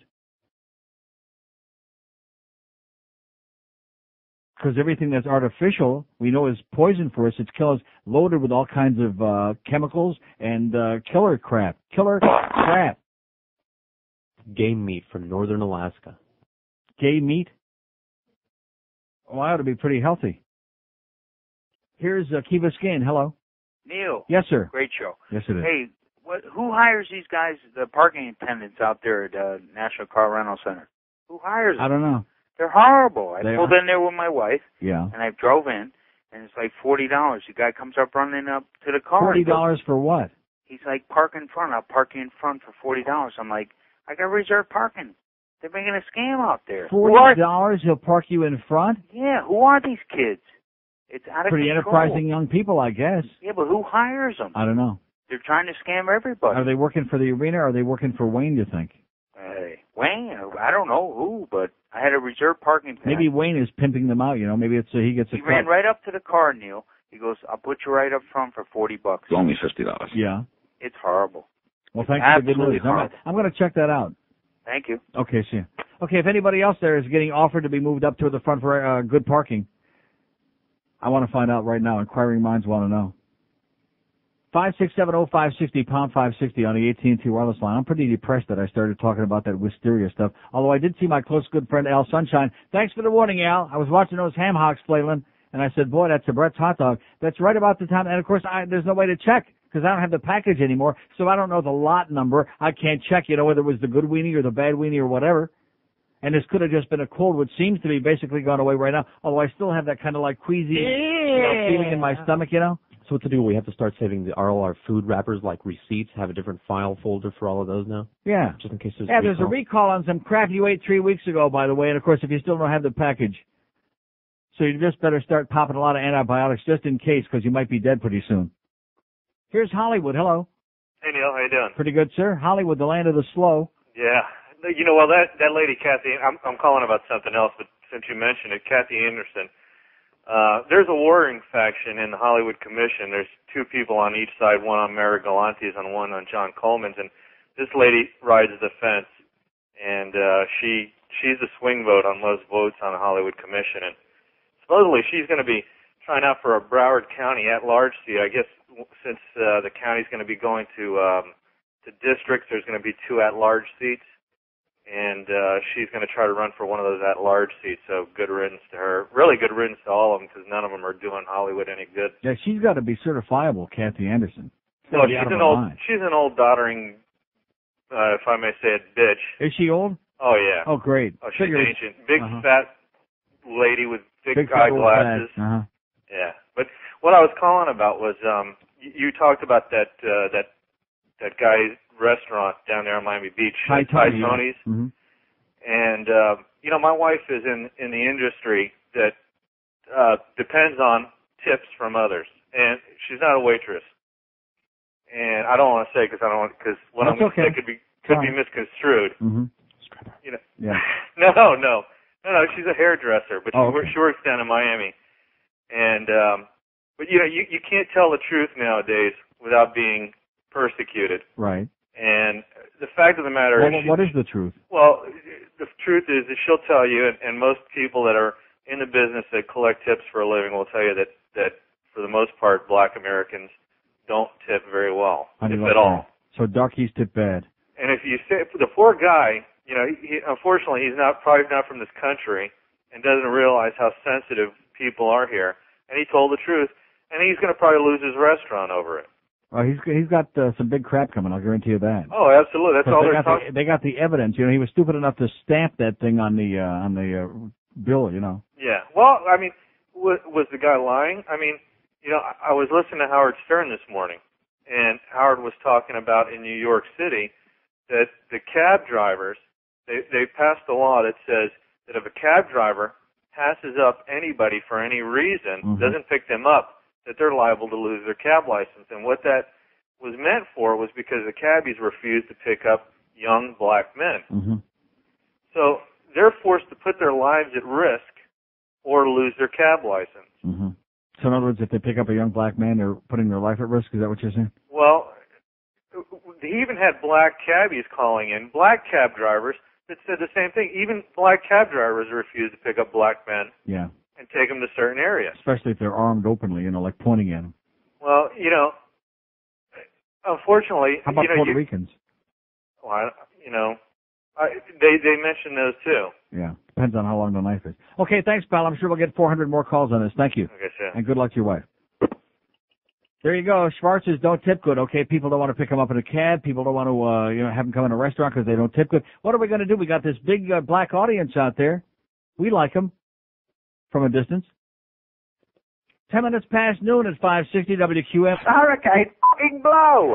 Ladies and gentlemen, please welcome the 2 newest New York Yankees, Darryl Strawberry and Doc Gooden, and their personal coach, Steve Howe. That's what I'd like to know. Doc Gooden's in the wind-up. The straw man snorts the lineup. He's drooling like a dog who heard a bell. All right. He's high as a lab rat from smoking the crack of the bat. He doesn't like cocaine, just likes the way it smells. Snorting 8 balls. Darryl's rolling up a 20, snorting 8 balls. And he's giving Gooden plenty. They lick the $20 bill. Their teeth are grinding like a pepper mill. Doing 8 balls. Alcohol and pills. Easy, these guys. Steve Howe is in the bullpen. His nostrils are wide open. He's so f***ed up he thinks he's on the Braves. he gets advice from Doc, and Doc prescribes some rock. So first he blew a line, and then he blew the safe. Snorting eight-ball, they abused the magic powder. Snorting eight-ball, sprinkle it on their clam chowder. Prescriptions got perpetual refill. They do it in the pool if they had gills. Doing 8 balls, alcohol and pills, all that money. 8 balls, alcohol and pills. I'd like to welcome you all aboard. This is your manager, Buck. Hi, Buck. And by the way, stop talking about Jim Gray already, William. I'm so sick and tired. He's an asshole. He's a piece of crap. I mean, what is there left to say about it? And the fact that they tried to resuscitate him last night because NBC intervened. I didn't watch it. I was busy at the Panther game. Busy watching something great, not another stupid goddamn World Series game, which the outcome was already known. And if you people would have been smart, you would have robbed the goddamn bank, gotten some money, and come to the Mac Arena and see the great Pavel Bure last night, and Ray Whitney, and Mark Parrish. And a damn good game. See, this is the only place in the world where a Pavel Bure, the greatest athlete in the world today, could be playing. He was out, he's injured. He comes back. We've been waiting comes back, scores a goal within the first 3 minutes that he's back on the ice. Scores another one later, an unbelievable backhand shot. He's making unbelievable passes and moves and doing all these things. And these people are like, who's that? Who's that? Yeah. What is that? That ice hockey stuff? What is that? I'm getting real upset about that food thing now. The more I think about it, just don't think about it. Just keep eating, okay? Just keep shoveling it down your puss. Just keep fat like most Americans, like all the rest of us. Fat, real fat, and real sick. See, it's like so many times over the years people have called and said, oh, yeah, well, I had the kind of flu you got, and I was sick for 6 months with it. Guess what? It probably wasn't the flu. You probably picked up a bad something. It's like that fat bitch Oprah. Remember when she did that thing, got in trouble with the cattle people in Texas, and they went to court and all that, and she won? Yeah. I'll never eat another booger as long as I live. I'll guarantee you she's eating lots of boogers. Nobody can be that fat without eating everything in sight, including big, juicy steaks, big, juicy meat, with all the blood dripping down with all the disease and oh, God. Right in the middle of lunch hour he's talking about this. And I think back to those pictures. They're just so graphic. And they're shoving it through all those meat grinders, and there's just blood all over the place, and there's crap on the floor, and they're like mopping and what they're doing is they're like mopping and stuff, you're just moving it around, you know what I mean? They're not really like making anything sanitary, they're just moving all that crap around. And then, of course, they even put artificial coloring on it, too, You are aware of that. Oh, God. Because meat is gray. So they artificially color it red. So that when they put it in the package there in your supermarket, it looks like, real appetizing. And then, of course, once it starts putrefying in the refrigerator, if you leave it in there too long, it starts turning gray again, huh? Brown, gray, like a big turd there in the refrigerator. Don't forget to tip the turd, by the way. Here's Hollywood. Hello. Oh, Neil. Yes, sir. How you doing, guy? Great. Listen, I got some information for you that you may not be aware of. Yes, sir. On this Kathy Anderson. Yes. She's the same one that was arrested here a while back by the Hollywood police. For what? For parking in a disabled parking without the proper permit. That f***ing bitch. How do you like that? Can you imagine that? Huh. And she's the one making all the noise and slow everybody down. Yeah, let's slow everybody down to about 5 miles an hour. Exactly. How old is she, about 110? She's up there. Oh, God, I should have known. Should have known. Thanks for the bad news, pal. God bless us and tip the turd, Neil. There you go. Thank you. Tip the turd. That's our motto. That f***ing bitch. Kathy Anderson, okay, an old fossil in Hollywood. I've been telling you this for 500 years. This is not a place for the living and breathing. It's a place for dead people. Let's all slow down to about 10 miles an hour, then nobody will get hurt, okay? Federal Highway. I'm sure 441. Hollywood Boulevard. Can you even begin to imagine that? You could shop without leaving your car. You could just Sterling Road. Share it. So I guess that means on Wednesdays when I go to Mom's for lunch, I'll leave here at about 5 after 2 and get there about 3:30. See you around 4 o'clock next week, Ma. Because you got to go real slow in Hollywood and in Hallandale and in Sunrise and Surfside and Tamarack And Wilton Manor. Well, I guess Wilton Manor, the fags are taking that over now, right? Uh-huh. You can go real fast there. This is the only thing that we need to do. I'm telling you. Revolution. Bye-bye banana boat people. Bye-bye old farts. Living and breathing people. That's what we want, baby. Living and breathing people. Bust them in. Bring them in on rubber rafts. Here's Key Biscayne. Hello. Yeah, Neil. Yes, sir. Hey, great show. I have a couple of things. First of all, after the World Series, great game last night, great hockey game. I wanted to say I'm really pissed off this morning. I have a brother that's disabled. He's in a wheelchair, and he came to visit me from up north, and he really loves dolphins. So I figure, why not go to, take him to this aquarium. So we go to this aquarium this morning, and we're there, and we pay our incredible $23 freaking dollars to get in, some insane amount like that. And once we make it in, we go to, they section off the day with like different kinds of shows. The dolphin show and the killer whale show. And Flipper there? Yeah, Flipper there. Flipper's great. Luke Halpin? Probably 50,000 years old by now. Ranger Ricks? So we get to the dolphin show, and guess what? No wheelchair access. Oh, boy. Yeah. It's up on 3 flights of stairs. There's no ramp. There's no elevator. I mean, how old is this place? 50-something years old. At least. And they still haven't got that together. I was so PR'd. Wait a minute. In other words, you paid first and then you got in, then they paid you that? Exactly. And what does my brother want to see the most is the dolphin show, and that's the only thing. They said, "Oh, we're really sorry. This is the only place that this is the only show that doesn't have access to a wheelchair." But we had to take it like that with a grain of salt and like in your face, and that's the way it is. And I just wanted to let everybody know. I know you have a lot of people that listen to you. I said, "F this aquarium," and screw that place. Okay, screw them. Okay, thanks, pal. Thank you. Sorry about it. Sorry, I had another bad time here in South Florida, but of course that's what we specialize in. We like it. We're sadistic. 5670560, pound 560 on the AT&T line, 877-785-NEIL, 785-6345 on that line 9, the out-of-town line, which sometime next week, will be working all over the world. You think it'll ring more then? No. Never know. I have a feeling it will, okay? See, Florida, it's like, especially those people over on the West Coast in Fort Myers, all those months that they've been screaming and yelling, how come we don't have a line we can call for free? Are they on there today? No. No, maybe 1 or 2. That's the only line that's not lit on the board is that line 9. And it pains me, too, because I want to do anything in my power to squeeze a little extra out of these Beasley bastards. I do. I want that bill to go skyrocketing up there.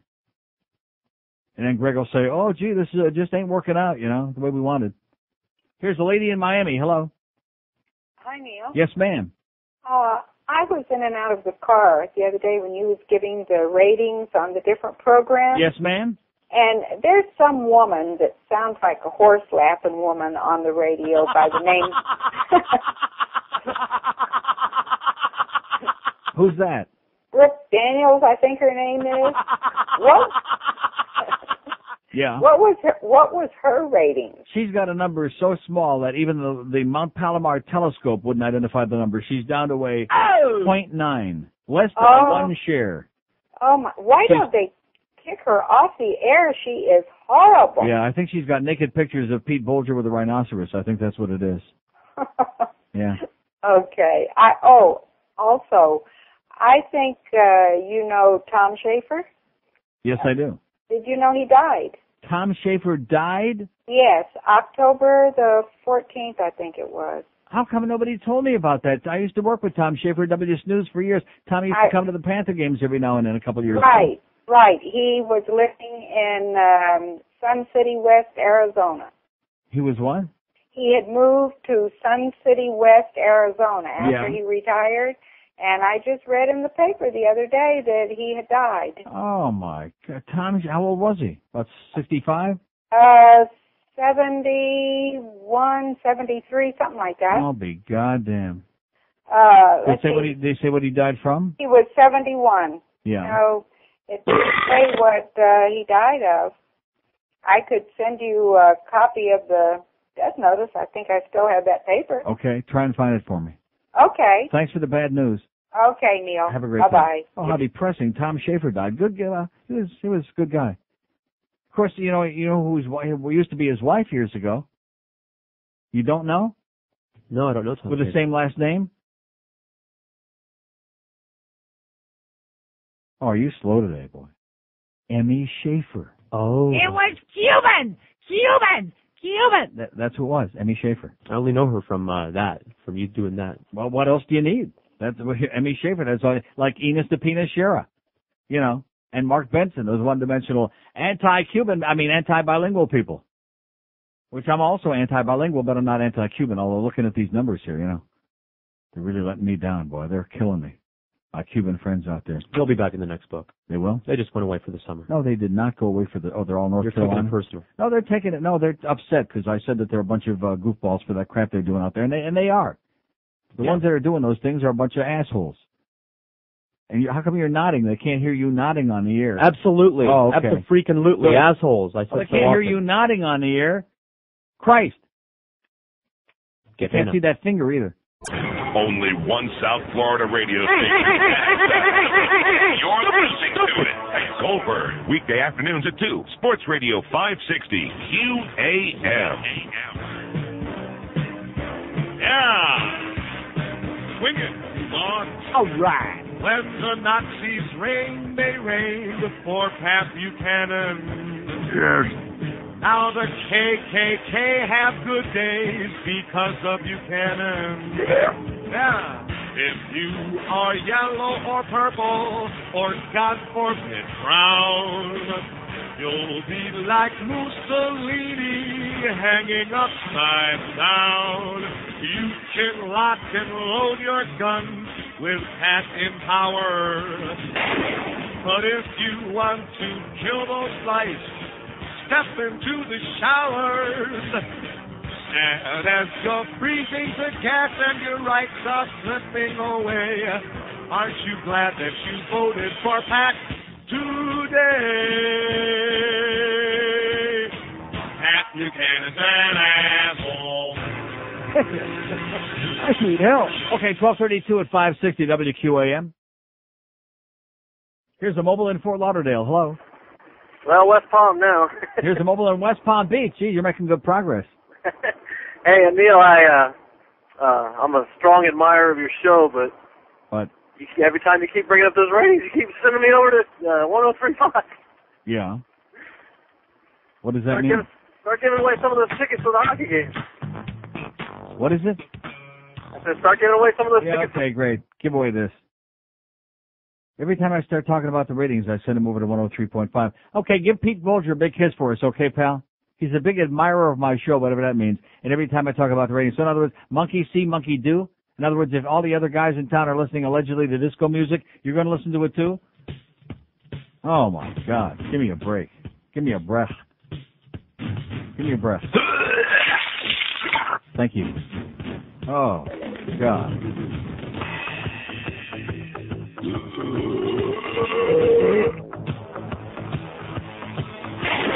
Yeah. Sending them right over there to 103.5.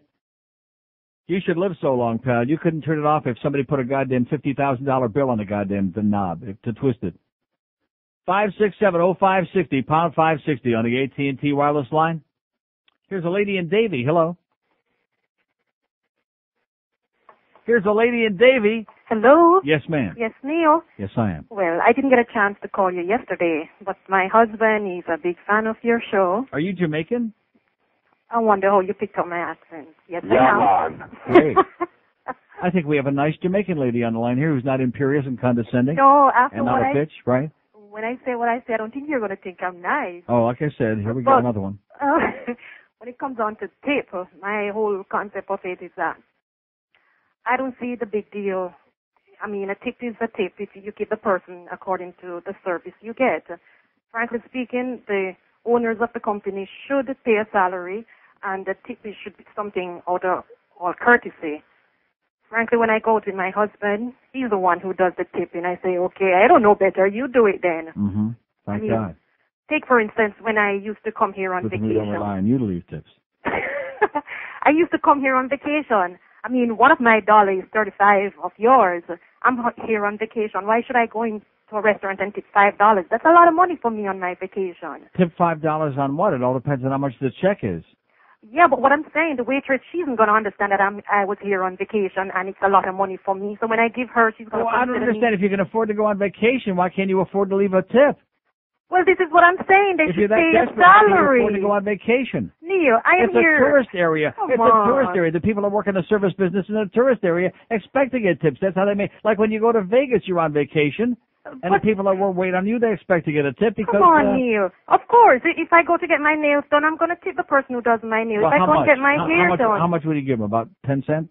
Oh, give me a break. How much would you give them? I would give $5, $10. It depends. If I get a good hairdo, I'm going to give $10. Well, that's not bad. So you don't sound like a cheap person to me. I am cheap if I think the person doesn't give me good service. Well, then that's I'm not going to being be cheap. That's just being righteous. That's all.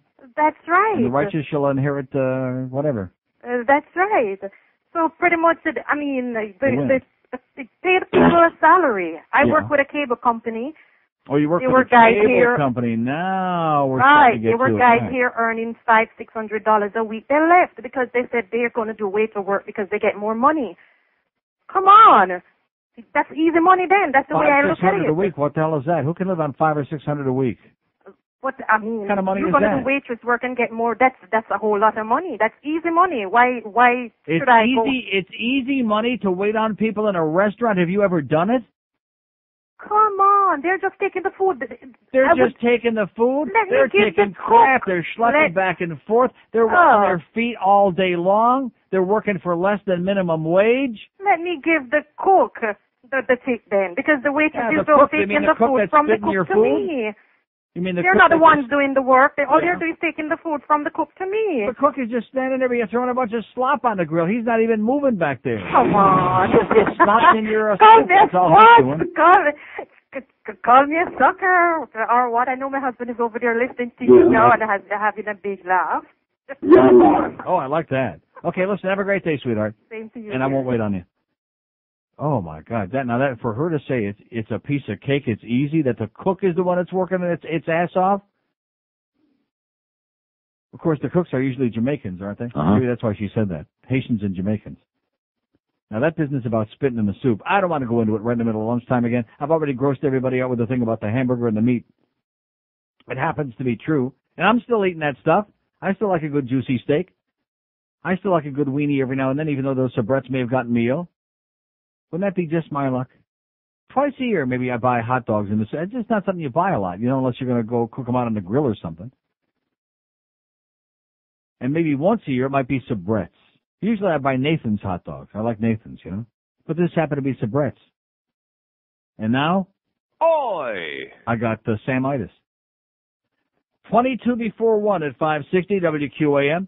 Of course, before we came here, we thought there was nothing worse than Samitis. Then we met our sales department here. Thank you for attending today's conference on how to deal with the Y2K problem. I would like to announce the development of a new software system, which will be year 2000 compliant. This program is known as Millennia Year Application Software System, or MyAss. Next Monday, there will be a meeting in which I will show MyAss to everyone. We will hold demonstrations throughout the month so that all employees will have an opportunity to get a good look at MyAss. We have not addressed networking aspects yet, so currently only one person at a time can use MyAss. This restriction will be removed after MyAss expands. Last week, my secretary said to me, "I'm a little nervous. I never put anything in MyAss before." I helped her through the first time, and afterwards she admitted that it was relatively painless, and she was actually looking forward to doing it again, and was even ready to kiss MyAss. As you begin using the program, feel free to put anything you want in MyAss. As MyAss grows larger, we envision a time when it will be commonplace for a supervisor to hand work to an employee and say, "Here, stick this in MyAss." It will be a great day when we need data quickly, and our employees can respond, "Here it is. I just pulled it out of MyAss." Thank you. Which brings to mind, of course, the question, how's Steve Newberg doing? It's 16 before 1 at 560 WQAM. We have an open line somewhere on there. 5670560, pound 560 on the AT&T line. Here's Fort Myers. Hello. Fort Myers. See what I mean? Neil. Yes, sir. Sorry. Hey, I wanted to call and apologize to Fort Myers because we did get this line. And if nobody's calling, then you might as well get rid of it. Yeah. But that's the place well, where it's not just for Fort Myers, but I mean, you can be using it Yeah, well, I'm trying. I can only make like 15 calls a day, though. Right. So I mean, if over there where you're at is where they send people to die, this is over here is where they send them after they die. And I just want to say, it remains. I would like to see that Jamaican or Haitian lady that called right before me. I'd like to see her work a night, like a Friday night when the bars close at a restaurant, and wait tables. Yeah. Oh, she said, yeah, it's a piece of cake. See, she's a very, like I said, an imperious Jamaican bitch. Yeah. Everybody else is, and she works for a cable company. I bet she sits on her ass all day. Yeah. She's not out there pulling the cables. No. She's not pulling anything. Yeah. She's not pulling her weight. Exactly. She probably couldn't pull her weight. Have a great day, pal. Thanks, man. 877-785-NEIL. That's the out-of-town toll-free line, which next week will be for the entire universe. You wait and see the bill we're going to run up starting next week, boy. Make his eyes bulge out of his head. Can't wait. He'll have Samitis. Here's a call from Park City, Utah. Hello. Hello there. Yes, sir. I'm going to keep this brief because I'm paying for the call. I see that. I used to listen to you when I was going to college back in '86. Right. In Fort Lauderdale. I was glad to see that you're still on the air. Still here. I can still listen to you. And still fighting the good fight. That's good. Scaring the straights. I like that. Right.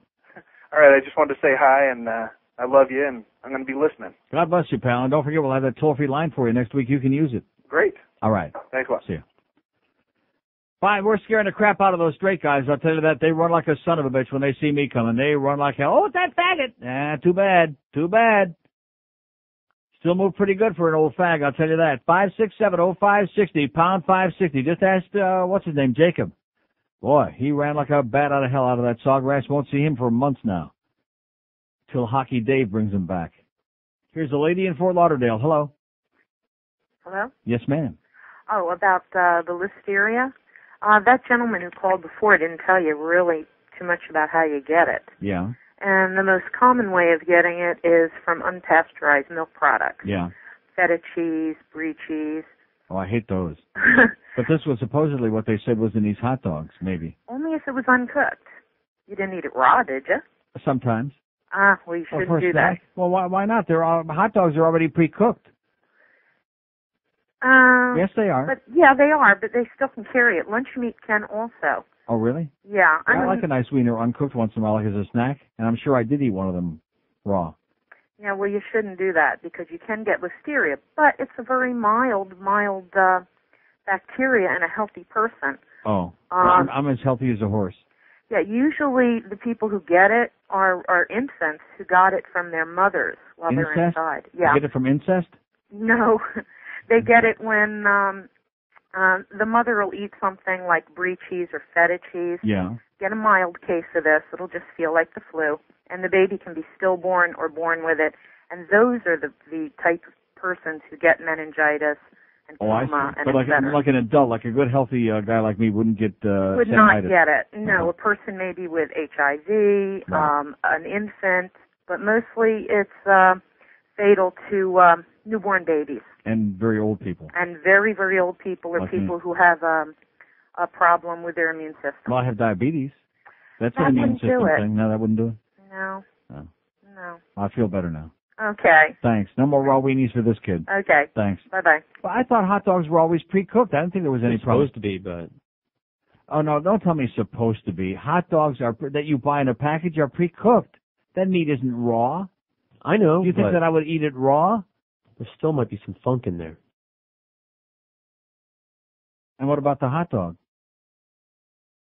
567-0560, pound 560. Now, she said, what is it, listeria is with an L?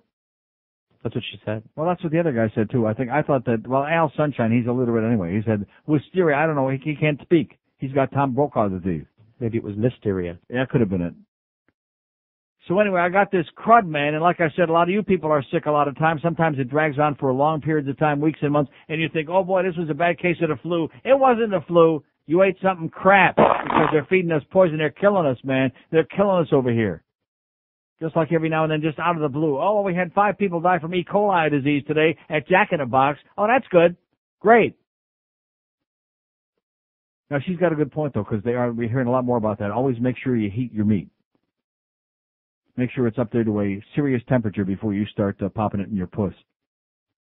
Here's Fort Lauderdale. Hello. Neil, guy. Yes, sir. Hey, did you happen to see the Scum Sentinel lifestyle section, 8E, where this wonderful girl last week wrote that scathing letter about how disgusting it is. Oh, yes, I did. I read the 3 letters that they had, and the first letter is very good, by the way. The first letter is great. The next one is the best. The fruit salad of a state. Oh!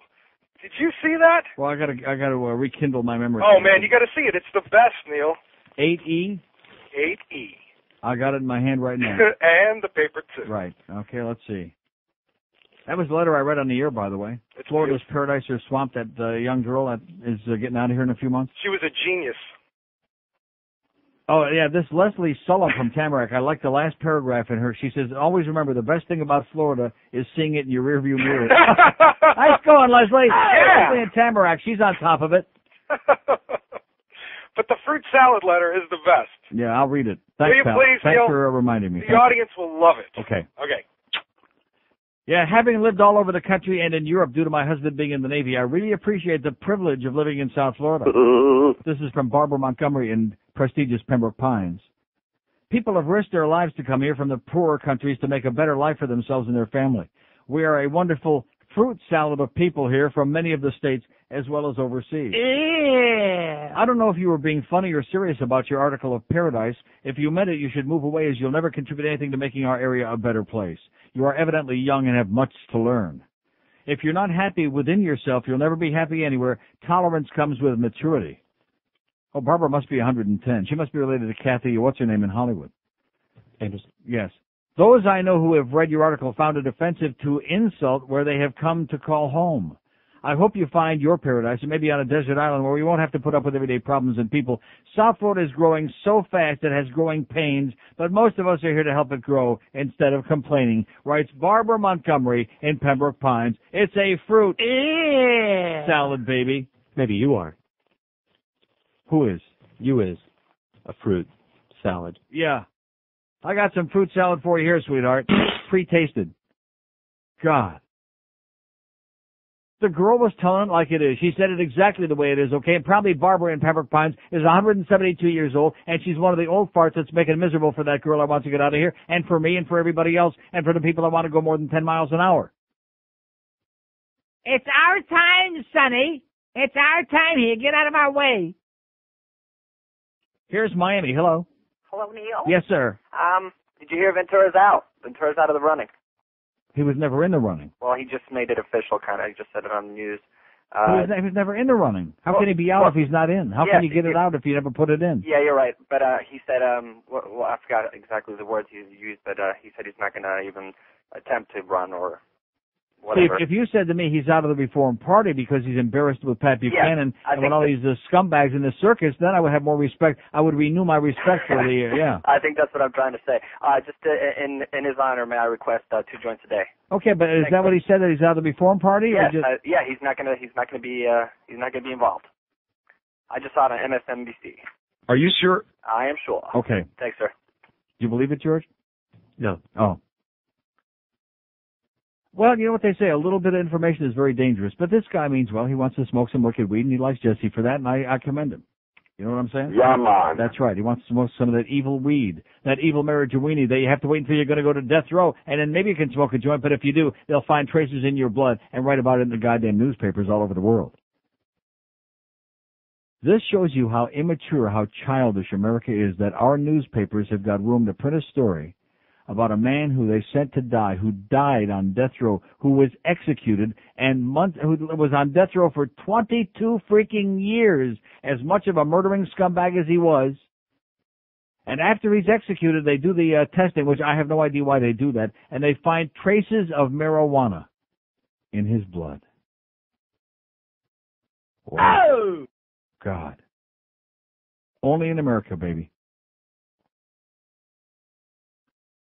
Here's a Plantation. Hello. Yes, hello, Neil. Yes, sir. Yeah, have you spoken about the Yankees at all today? About the Yankees what? The Yankees winning, What is there to say about it? Well, I just wanted to say I've been watching how they're talking about how this is such a great team and, the best team of the, one of the best teams of the century. But No, they're not.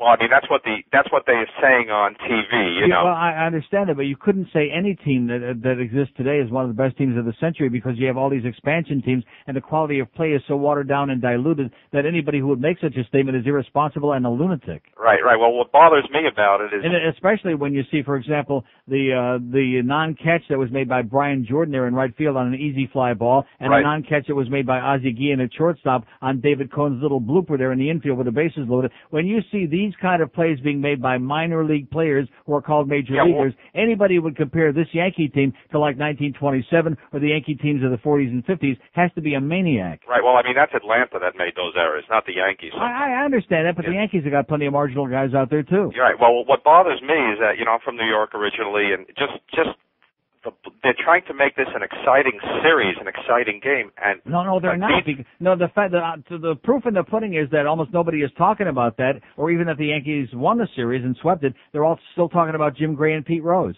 Right. And what I feel is that, you know, I don't know where these guys come from nowadays, these players, but they almost come from the Isle of Bland. Yeah. Because it's almost like you're watching. It's almost like you're watching a corporation. These guys, there's no personality. The one guy that had personality in the series, John Rocker, his coach is saying we have to get rid of him. He was great. Yeah. He said, hey, you know, F to the New Yorkers. You know, he was really into it. He would be great in New York. Right. He had some enthusiasm, some spirit. It's like if you have enthusiasm and spirit, they put you down. What happened? You're absolutely correct. The Yankees are boring. Every last player on that team is boring. What happened?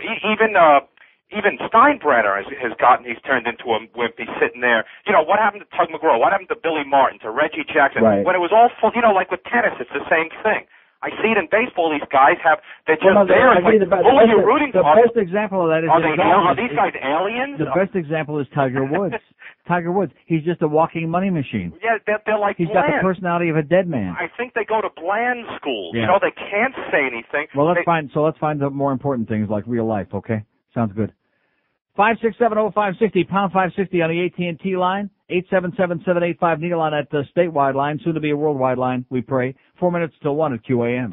This is 560 QAM. WQAM, Fort Lauderdale. It's the 1 to 2 hour. Okay, now what did that come on? You want I smoke 2 joints? Well, I got caught up behind here because I got this thing here. Maybe I ought to read this first. Because you were right, he jumped the gun. Reform Party Reform Party Governor Jesse Ventura responded Wednesday to the latest reports of his flirtation with the president, but with a resounding no, unless. I said that I'm running and that I won't run. And they said to me, well, what if that means saving a third-party movement?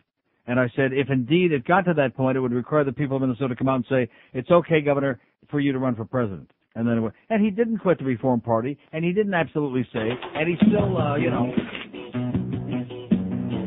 But he said, go ahead and light up. He said, even though he got it wrong, he jumped the gun. Go ahead and light up. And we'll stick your ass on death row, and then we'll do some blood tests. And then.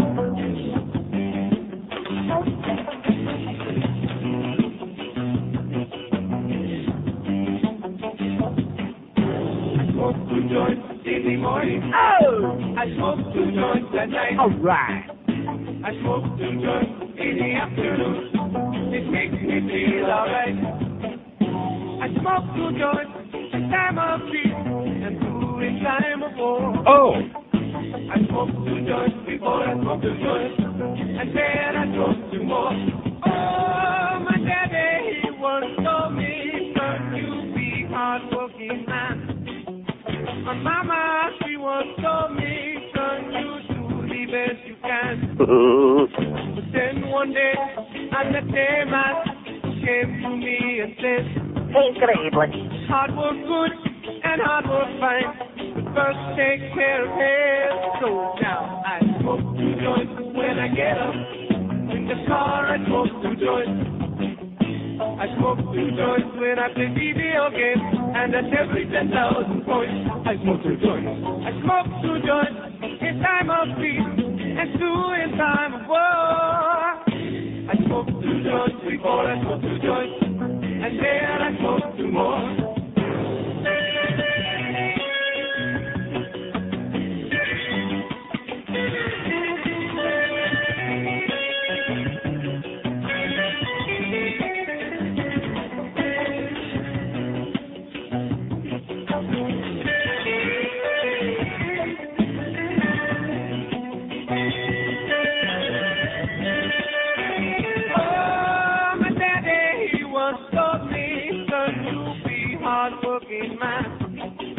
My mama, she once told me, son, you do the best you can. But then one day, I met a man, gave to me a day. Okay. Heart was good and heart was fine. Just take care of him. That's why I smoke two joints in the morning. Unbelievable. I smoke two joints at night. I smoke two joints in the afternoon. It makes me feel alright. I smoke two joints in time of peace and two in time of war. I smoke two joints before I smoke two joints, and then I smoke two more. Smoke two joints. That's what I do. Smoke two joints. Come and smoke two joints with me in the morning. Smoke two joints. Come and smoke two joints with me in the afternoon. Yeah. Smoke two joints. Hey, would you rather smoke two joints or would you rather do your homework? Smoke two joints. I knew you were gonna say that. Smoke two joints. Smoke two joints. That's what I do. Smoke two joints. Yeah. 105 at 560 WQAM. Here's a call from a place where they really know the meaning of the word old. Cape Coral, hello. Hey, Neil, I'm the only living and breathing person under 110 in Cape Coral. All right. Hey, third-time caller, first-time diabetic. Just found out about 9 weeks ago. Really? I was a whopping 386. Your blood sugar was 386? Yes, sir. 9 weeks ago. Now, it explains something to me. Yes. It went down back to normal in about 8 weeks. Is it possible just to have high blood sugar dose and not be a diabetic? In other words, the doctor now still got me on all the crap, and my blood sugar is normal. Wait. Okay. You're taking something for it? Yeah, glucoposh. Yeah, well, that's great. That's good stuff. Well, the fact that it went down to normal is only because you're taking the drug. You can't stop taking it. There's no such thing. The only way you're diabetic for the rest of your life. Yeah, but you can also do the Atkins diet, or do some other low-carb diet, which will keep your blood sugar way down, and then you can stop taking the drugs if you do check your own, right? Yeah, I did that. And I got another question. I did that, and I lost 23 pounds. Well, there you go. Within 8 weeks, and it went back down to normal, which was great. Right. And she told me, hey, well, you lose another 10 pounds, my doctor, that is, and I'll take you off medication altogether. Yeah, but you got to be careful and not go back to eating the crap you were before, because you still have the tendency to be diabetic and your blood sugar goes skyrocketing again. Even though, I can have a little plate of pasta now and then. Now and then, but keep checking it. Don't get careless with it, because that's what I did 10 years ago and had a minor stroke, and you just can't. You got to pay attention to it. Can't mess with it. It's like being a little bit pregnant. There's no such thing as a former diabetic. Right. You're always going to have the tendency all your life, but if you lose the weight and if you eat the right things, then you can get off the medication. Right, and that's what she's telling me. Now, I haven't taken, because my blood sugar was great, I'm reading 86, 82. Excellent. She's telling me, well, I just stopped the medication on my own, but she's got me, instead of the pills once a day, now she has me on twice a day, and I'm back to normal. I say, what the hell? What's the sense of this when I'm back to normal? You have to figure it out for yourself. This is the kind of thing you know better than she does. You have to measure it yourself and prick the finger and do the thing, and then see how it goes. Yeah, I'm pricking it. I'm pricking it twice a day, and they still want to bring you in and do the 3-month thing. What's that all about? I mean, if you're looking at your book once a day, why do they go back and check for every 3 months? Because they want your money. I see. I understand that. Or your insurance money, somebody's money. Okay, Neil. Thanks a lot for the info, You just stay on top of it, pal. Hey, you got it. I'll do it, and roll a big fat one for you and Jesse. All right. All right. Bye-bye. Bye. Yeah, Jesse says he's not running, but bada-beep, bada-boop, bada, They always say that. Maybe that whole Donald Trump thing, maybe that's just a facade. I'm hoping for that. And maybe he's hoping that the whole thing blows up in everybody's face, and then a few months, like in the middle of next summer, he says, okay, you're all desperate, now I'll jump in like I did in Minnesota. And we'll all say, okay, except, of course, for the religious nuts, like George W. and his crowd. Here's Sunrise. Hello. Hi, Neil. Yes, sir. I was away to 20 years ago when you made $1.50. I don't think they make much more today. $2.10. $2.10. And the worst tip were the Southern blacks.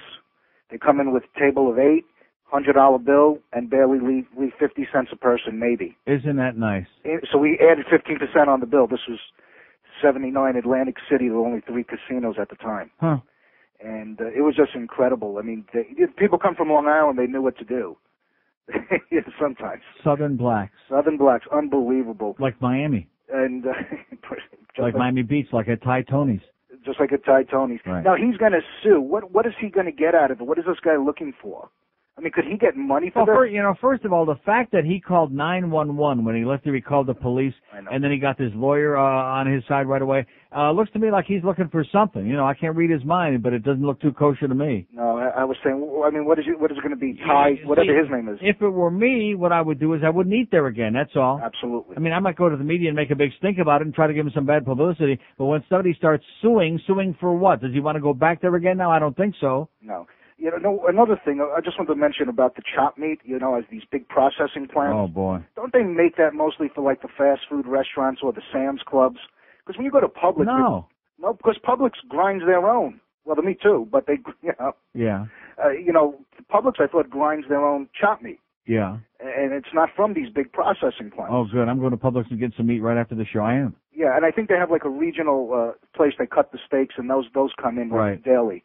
But it's still pretty safe there. And one last thing on the 800 number thing. Yes, sir. I have one for my business. My 800 number is only a national number. I can't receive calls from Canada. There's there's different services. Yeah. So just because you have an 800 number, people can't call you from all over the world. Well, we better get Toronto on there. I'm going to be pissed. There you go. Okay, thanks. Bye. Yeah, I'm going to go to Publix and get a whole bunch of meat when I get out of here today. I'm going to go home and I'm going to cook it real, real good, okay? I don't want no more raw meat. I can't believe that woman told me that about raw weenies. I've been eating raw hot dogs all my life. It's don't you? Am I the only one that eats raw hot dogs? Well, sure, yeah. It's a good snack. Not for a while, not for a long time, but I used to like that a lot. Yeah. What's wrong with a raw wiener? No. I mean, you don't have to get it too hot. It's 11 after 1 at 560 WQAM. Holy Mackinac! This is Joe Bowen, the voice of the Toronto Maple Leafs, and you're listening to the Hockey Authority, Neil God. Hey-do, bright light come and I want go home. Chocolate pudding, vodka pills, bright light come and we want to go home. Suicide bomb, it can kill. Bright light come and we want to go home. Hey, Mr. Coroner, tally up the body. Bright light come and we want to go home. We say, hey, Mr. Coroner, tally up the body. Bright light come and we want to go home. 6 men, 7 men, 8 men dead. Bright light come and we want to go home. 6 men, 7 men, 8 men dead. Bright light come and we want to go home. Hey, please say don't. Bright light come and we want to go home. Hey, me say, bright light come and we want to go home. A beautiful bunch of purple shrubs. Bright light come and we want to go home. See their spirits in the clubs. Bright light come and we want to go home. 6 men, 7 men, 8 men dead. Bright light come and we want to go home. 6 men, 7 men, 8 men dead. Oh! Bright light come and we want to go home. Hey, me say, no. Bright light on and I want to go home. Okay, that's for our Jamaican lady. It's that the Banana Boat song, all that calypso music and all that. Of course, most of the music from the Caribbean now is drug-related. Can we say that? Like Bob Marley. Yeah, man. Of course, Bob Marley ain't feeling too good no more, but nevertheless. Isn't that what it's all about? Ganja this, ganja that. I heard when he died, they found traces of marijuana in his urine. Stool. Anyway, of course, after you die, I wonder why they do test your stool, but nevertheless, maybe to see where you've been sitting. Anyway, here's, let me read it again from Tom Jicka's column. No, I keep reading this, and it's such a major suck job. If they were going to put a thing on the door this morning, they should have had Tom Jicka administering oral whatever to me, and not Bluff Lindsay. Although if I had to choose between the two, I'd blow my brains out. But nevertheless. Oh, what a thought that is, huh? Of course, little Tom down there, on the floor on his hands and knees. Stupid! With his bald spot staring me in the puss. Of course, the Bluff has got a bald spot, too. You notice that? Oh, you never looked that close? He says with almost all the major sports franchises in South Florida locked up, WQM has got a stranglehold on the format. It's serendipity. You see, I hate to admit this. I don't know what that word means. Even a great linguist like yours truly, that's not a word that I use. I know the serendipity singers, but it's not a word that anybody taught me what it meant. Do you know what it means, Mr. Genius? It was on a vocabulary test. But you don't know what it means. Oh, see, I feel so much better because George, being the great intellectual that he is, hard-ass spick, but nevertheless, also doesn't know what it means. So maybe somebody, because we don't have a dictionary here. We can't afford one. No, there's no dictionary over there. We got music encyclopedias and movie guides, all that stuff. We don't have no encyclopedia here. My guess is that it's something like harmony or like a natural. It is serendipity that WQM also has the market's dominant personality, Neil Rogers. Without Rogers' overwhelming audience shares, which are triple and quadruple what the station does the rest of the day in its target demographics, WQM would slide a few notches further down the list. How do you like that, huh? That Tom Jicka. Stupid! And, of course, his comments about the just heavy rain that we had with Hurricane Irene were totally out. Tom, when you do a good job, I'll tell you, I just call it like it is. I like you, you're a good guy, but so often you're so full of crap, and you miss stories completely, which I can't forgive you for. Here's Kendall. Hello. Kendall is gone after a half-hour wait, 33 minutes and 11 seconds. What a shame. What is it? I want to make sure because they waited a half an hour. I don't want to cut them off if they're not there. Here's Miami. Hello. Neil. Yes, sir. Hey, I know you don't drink alcohol when you go out to restaurants. I don't drink alcohol, period. But do you think most waiters and waitresses expect to be left at least 15% when like half of a $300 bill is like $150 worth of wine? What difference does it make? Well, it doesn't take any talent to open a bottle of wine, does it?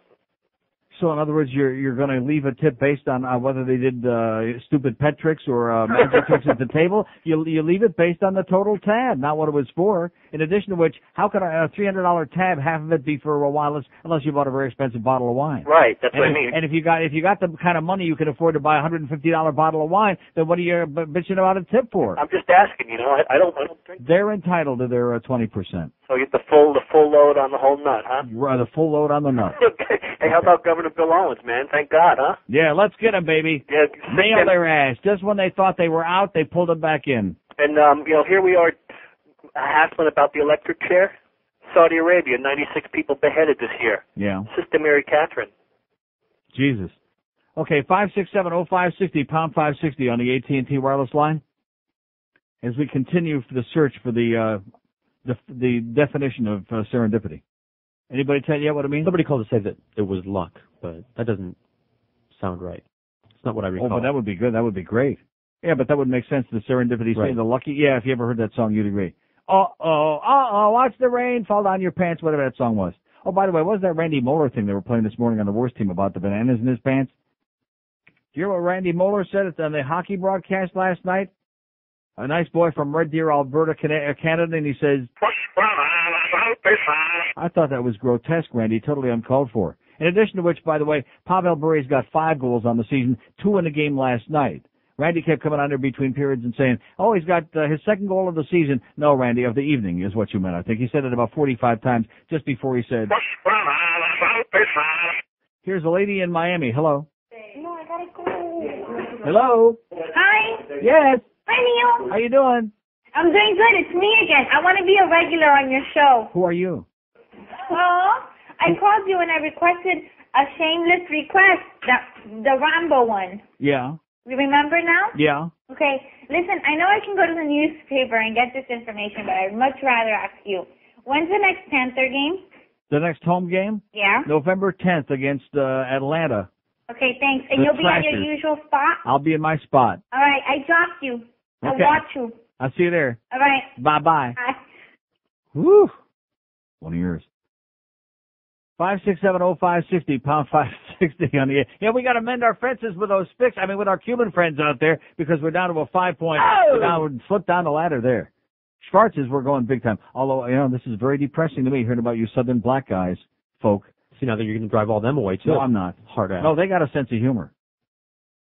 And they don't even care. See, it's one thing. Like, don't tip the honky. That's their attitude. Tip the turd. Tip the turd, but don't tip the cracker. And don't tip the soup because it might get on your pants. Yeah, this guy that's asking me about a bottle of wine, I don't care what it is. If you can afford, see, it's based on what you can afford. If you can afford to go out and buy a $400 meal, then leaving an $80 tip shouldn't be any problem to you. I go into Ruth's Chris like the day that I took all you schmucks in there, 9 people in there. What was the tab that day? $500, something like that? Yeah. I left a $100 tip. That's 20%. If I can afford it. Can I afford it? I bet your sweet ass I can afford it. In addition to which, my friend over there at the waiter there, he didn't wait on us that day. Might have had a straight waiter that day. I'd want some of it back. In any event, the service was great. The service always is great over there. The food is great. The service is great. What's not to like? So when are we going to Shula's? Who said we're going to Shula's? Don't you remember we were going to compare? Why don't you go over there and let me know now that we treated you at Ruth's Chris? Why don't you have Hank take you to Shula's? I'll have Rimmer take me for that. I don't want to go to Shula's. I don't want to go to a place where a guy who played golf for almost 40 years. Every time I hear that spot, I've been playing golf for almost 40 years. And you know the first thing that comes to mind every time he says that? Why? Yeah, why have you been playing golf for almost 40 years, Don? Are you a golfer? I mean, is that your bag? No. No. Why have you been playing golf for almost 40 years? Maybe because he's boring. Maybe that's the problem. I just don't understand that. I mean, there are nice people that play golf, like Ray Whitney who plays golf. There's one of my favorite people in the world. They're probably already on the way to Buffalo. Great guy. Don't want to say anything bad about any of those hockey players. I'll tell you that right now. They could crush you with a guy with their pinky. They could crush. I'm telling you. Talk about your macho man. They're the greatest athletes in the world. I'd like to have somebody debate me on that, okay? Who the greatest athletes in the world are, the greatest conditioned people. Ever see those hockey players naked, baby? Wow. They got muscles in places where it's illegal. Those are your athletes, not these big 350-pound slobs, these linemen who are supposedly athletes, football players. They're just big, fat pigs. Here's a mobile in Miami. Hello. Yeah. Yes, sir. Serendipitous. Yes. Discovering something that is beneficial or pleasant purely by accident. Aha! Excellent. Thank you, sir. God bless you. How do you like that? I love it. Thank you, Tom. Tom's back on my A-list, okay? I love Tom Jick. Isn't he my favorite person in the world? Yes. Like penicillin. What do you mean by that? Serendipity. He discovered it by accident. It was a mold. He was going to throw it out, but then he stuck it under the microscope, that guy. What guy, Louis Pasteur? Yeah, that's the one. He said, this is yucky, but wait, let me look at it first. And hey, it's pretty good. Well, I'm allergic to it, so screw him. 26 after 1 at 560 WQAM. Well, how do you like that? So in other words, they fell into a bucket of crap is what Tom's trying to say. Just a lucky accident. They fell into a bunch of, by bringing me over here, and like Greg Reed said, coming out of the toilet the other day after taking a real smelly crap in there, says, oh yeah, well, people think it's easy to get ratings. We never had any ratings until we brought you over here. How do you like that? And of course, if it was somebody who knew something about radio, I would have taken that as a high compliment, but it was from Greg, so I just kind of said, yeah. Were you fudge packing? UM is not a happy place. No. It's a goddamn crappy place where everybody hates the sight of your face. UM is not a happy place. It's a sinking big disgrace. UM is not a happy place. God worshippers who love OJ, backstabbing reprobate. The equipment's always great. It's a hot and smarmy place. UM is not a happy place. A real depressing place. UM is not a happy place. 131 at 560 WQAM. So here's a fax from one of our listeners. First, here's a fax from Abraham L., who must have been the guy that called yesterday asking me about Thai Tonys. Because he says, boy, did I F up. But anyway, he says, I want to invite you to Thai Tonys for Martin Luther King Day dinner, my treat, of course. That's a good idea. Maybe they'll have a Martin Luther King special. Do you want to play that? I don't want to play it. I mean, how could it be libelous? I mean, the guy admitted it. No, he did not. No, he did that what not. the story said? No, he did not. He didn't? And one of his Schwarzer employees was on there yesterday saying he didn't admit or deny anything because he was out of town. He's not coming back till late tonight. Oh, I thought he and was one of his there. Schwarzer I thought employees he was saying he doesn't have a mean bone in his body, or he don't have a bone or something like that, or they've thrown him a bone. I don't know. No, I don't want to play that. I believe in using a little bit of judgment, okay? And I think it's actionable, and if they want to go ahead and sue Power 96, that's their business. I'm not playing it over here. Although Greg Reed said, well, they're playing it over there. Of course, I know I'm always going to check with him, you know, to see if we should play something or not. Am I going to check with him? No. No, he'd be the last person I'd ask. So somebody faxes us from the Webster Dictionary, so it must be marginally correct. The definition of serendipity. The etymology of the word, from its possession by the heroes of the Persian fairy tale, The Three Princes of Serendip, date 1754. Meaning, the faculty or phenomenon of finding valuable or agreeable things not sought for. In other words, falling into a bucket of crap, which is what I said. How do you like that? So in other words, it was just blind luck that with all this other sports nerd stuff they put on the air that's got marginal numbers, that they fell into a bucket of crap with. Neil, God! They got these gigantic numbers that are 3 and 4 times the rest of the number the rest of the day, which is why some of those people from the morning show are acting like a bunch of little children. They're very upset. Starting to act like the PD now. They're drawing pictures of him and whining and crying like him, too. You know, I was thinking here before, during that last break, how many friends do we really have on that morning show, you know? Tommy's our buddy. Anybody else? No. Anybody else connected with that morning show that likes us? No. That really is our ally? No. On our side? No. That we could trust? No. That we'd give a sharp instrument to if we were around? No. No. Can you name me one? I see you're scratching your head in your nose. Goldie. Who? Mr. Goldstein. Are you serious? He's not slimy. Off the air. He's a good guy. What? What are you giving me that? Well, I think he's a good guy, but he's just doing his best. He's just trying to make a living. I'm not talking about his performance on the air. You know what I mean? I'm not talking about that. I'm just talking about his relationship with us. Now, he and I have been getting along very well lately, but nevertheless, it's a short-term thing. I get along with Joe all right. Joe? Rose? Yeah. I mean, he seems pretty safe and innocuous. Is he on our side? I think we could count on him. Is he one of us? If it came to a fight, he'd How about that chigger in the woodpile? Well, he's on the fence. Always has been. 5670560, pound 560. The AT&T wireless line. How about your best friend, Donnie B? What about him? No. What about Mr. Happiness there, Robert Grieper? No. No, don't trust him. Here's Fort Lauderdale. Hello. Fort Lauderdale. Hello. Yes, sir. Yeah, I want to talk about the tipping issue that you've been bringing up lately. Yes, sir. These people have no idea what they're doing. None. What do you mean? Well, I work in the industry, and they have no idea, especially these South Americans that come in. They got millions of dollars, and they leave you 5 to 8% tip. It's unbelievable. Then you got these, ragamuffins that were just on the phone saying that sitting in front of a computer terminal is harder work than running around after people. Oh, yeah, she was out of control. I told you she was an arrogant Jamaican bitch. Oh, they're all bitches. They're unbelievable. Mm-hmm. They come in and they run you around. They ask you for this, they ask you for that, and then they leave you, $5 on a $60 check. Unacceptable. Unconscionable. Unacceptable. They should throw them all out. In fact, what should be done for people who do that, instead of this Ty Tony thing where he stamps the thing on the check, what should be done is you should have like a card. You should have a pre-printed card saying, we appreciate your patronage the one time, but your behavior in terms of lack of appreciation of the service and leaving an unacceptable tip, gratuity, whatever you want to say, don't come back again. Absolutely, yeah. I agree. Excellent. Thanks a lot, Neil. Good luck, pal. Yeah, the people that work in the service industry waiting on you bastards, man. I mean, sure, there's some of them are assholes, but that's true in any business, okay? Most of them work their asses off. In addition to which, just stop and think of how demeaning it is to have to wait. I couldn't do it. I could never do it. Oh. It was bad enough waiting on people in a store when I was a kid and worked in my father's store, part-time, like in the summer and so on. Even that I wasn't crazy about.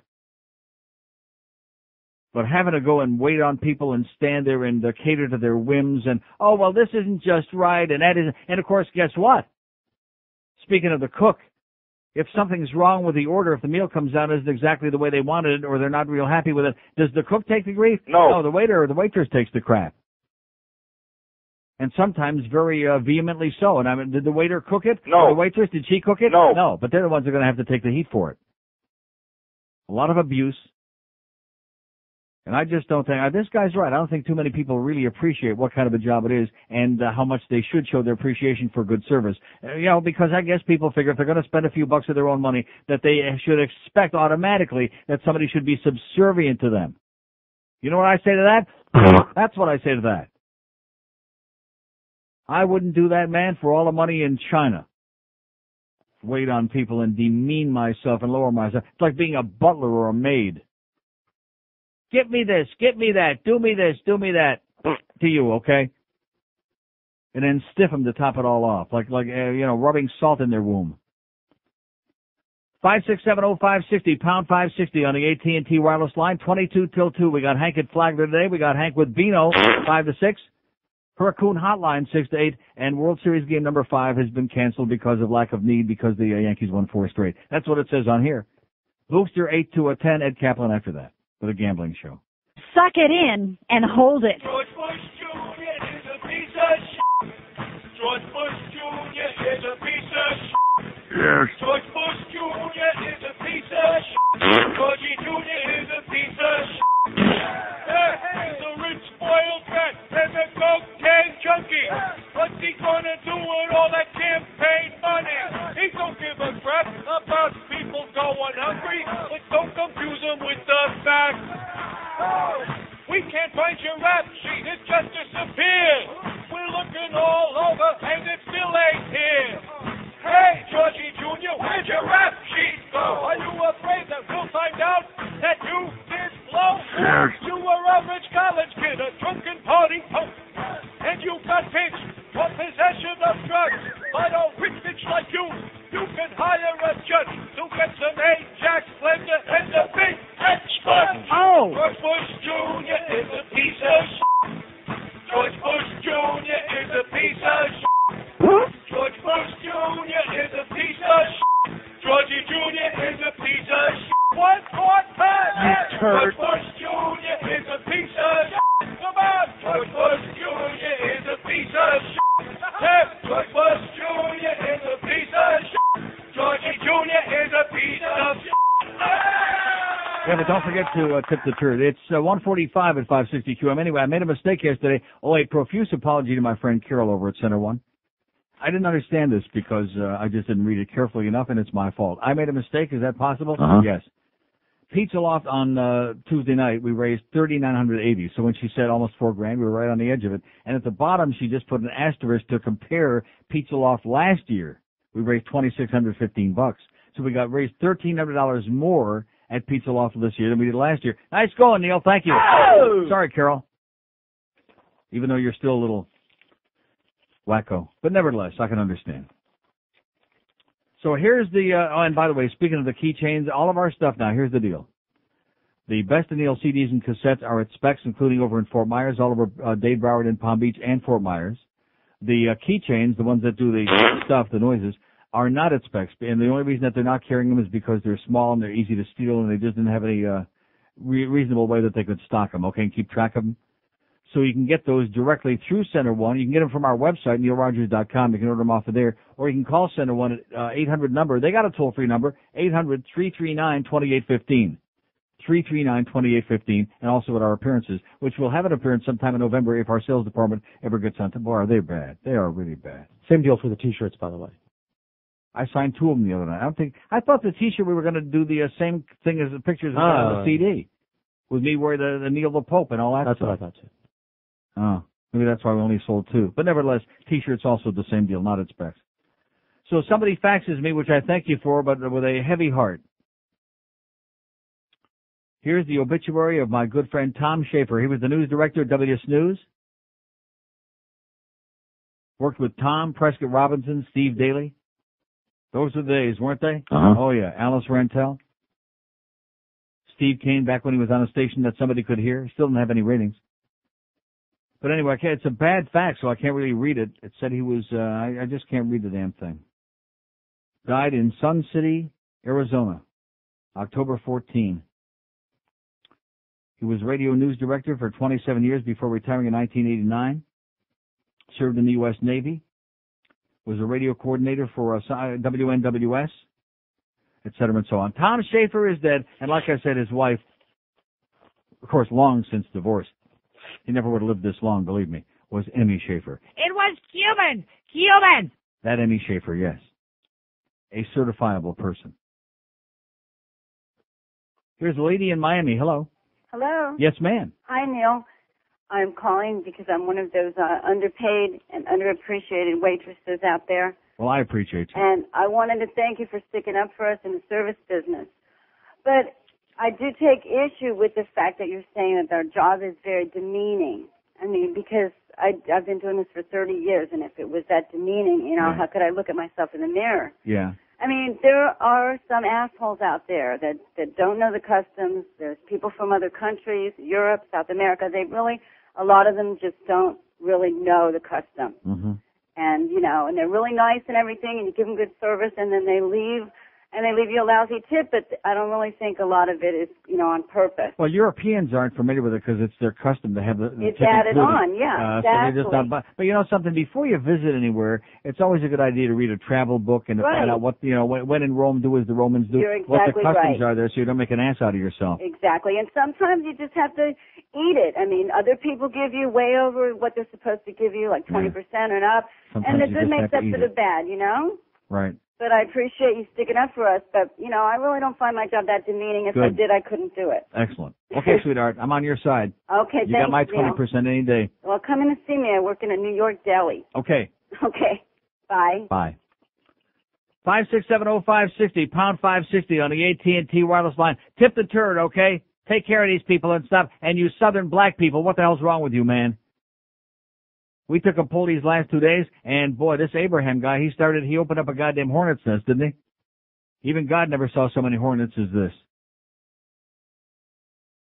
We had 42 million calls the last 2 days, and the overwhelming majority said that Schwarzes don't tip well. And then we had the Jamaican lady calling and trying to defend that. Now, we're just talking about American Schwarzes. What about Haitians? How about if you're like a waiter in a fine restaurant and a Haitian family walks in the door? What do? Go out the back? Huh? Tell the boss you're sick and you have to go home for a couple hours? No, I mean, how much money? I guess Haitians, most of them probably, and this isn't a put down of Haitians, it's just that we don't have a lot of very affluent Haitians in town, do we? No. In fact, we don't have a lot of affluent black people in the first place. So what the hell are you people talking about? I think that if you're a black person that's got some serious money, you ought to be tipping pretty good. You ought to kiss the ground that you're not living over there in the overtown with some of the schleppers over there who are just having a tough time scraping their way through, eking out a living with their 28 kids. I mean, what's the matter with you, man? In addition to which, see, now maybe there's some more to it than meets the eye, because we do know that the part of the culture with the black community, very homophobic. And maybe they assume that, especially when it's a male waiter, that most of the time the waiters wait on him and that he's a fag, which is probably true. And maybe they just don't want to give him their tip. Maybe that might be the problem. They don't want to share their tip with him. Here's a mobile in Port St. Lucie. Hello.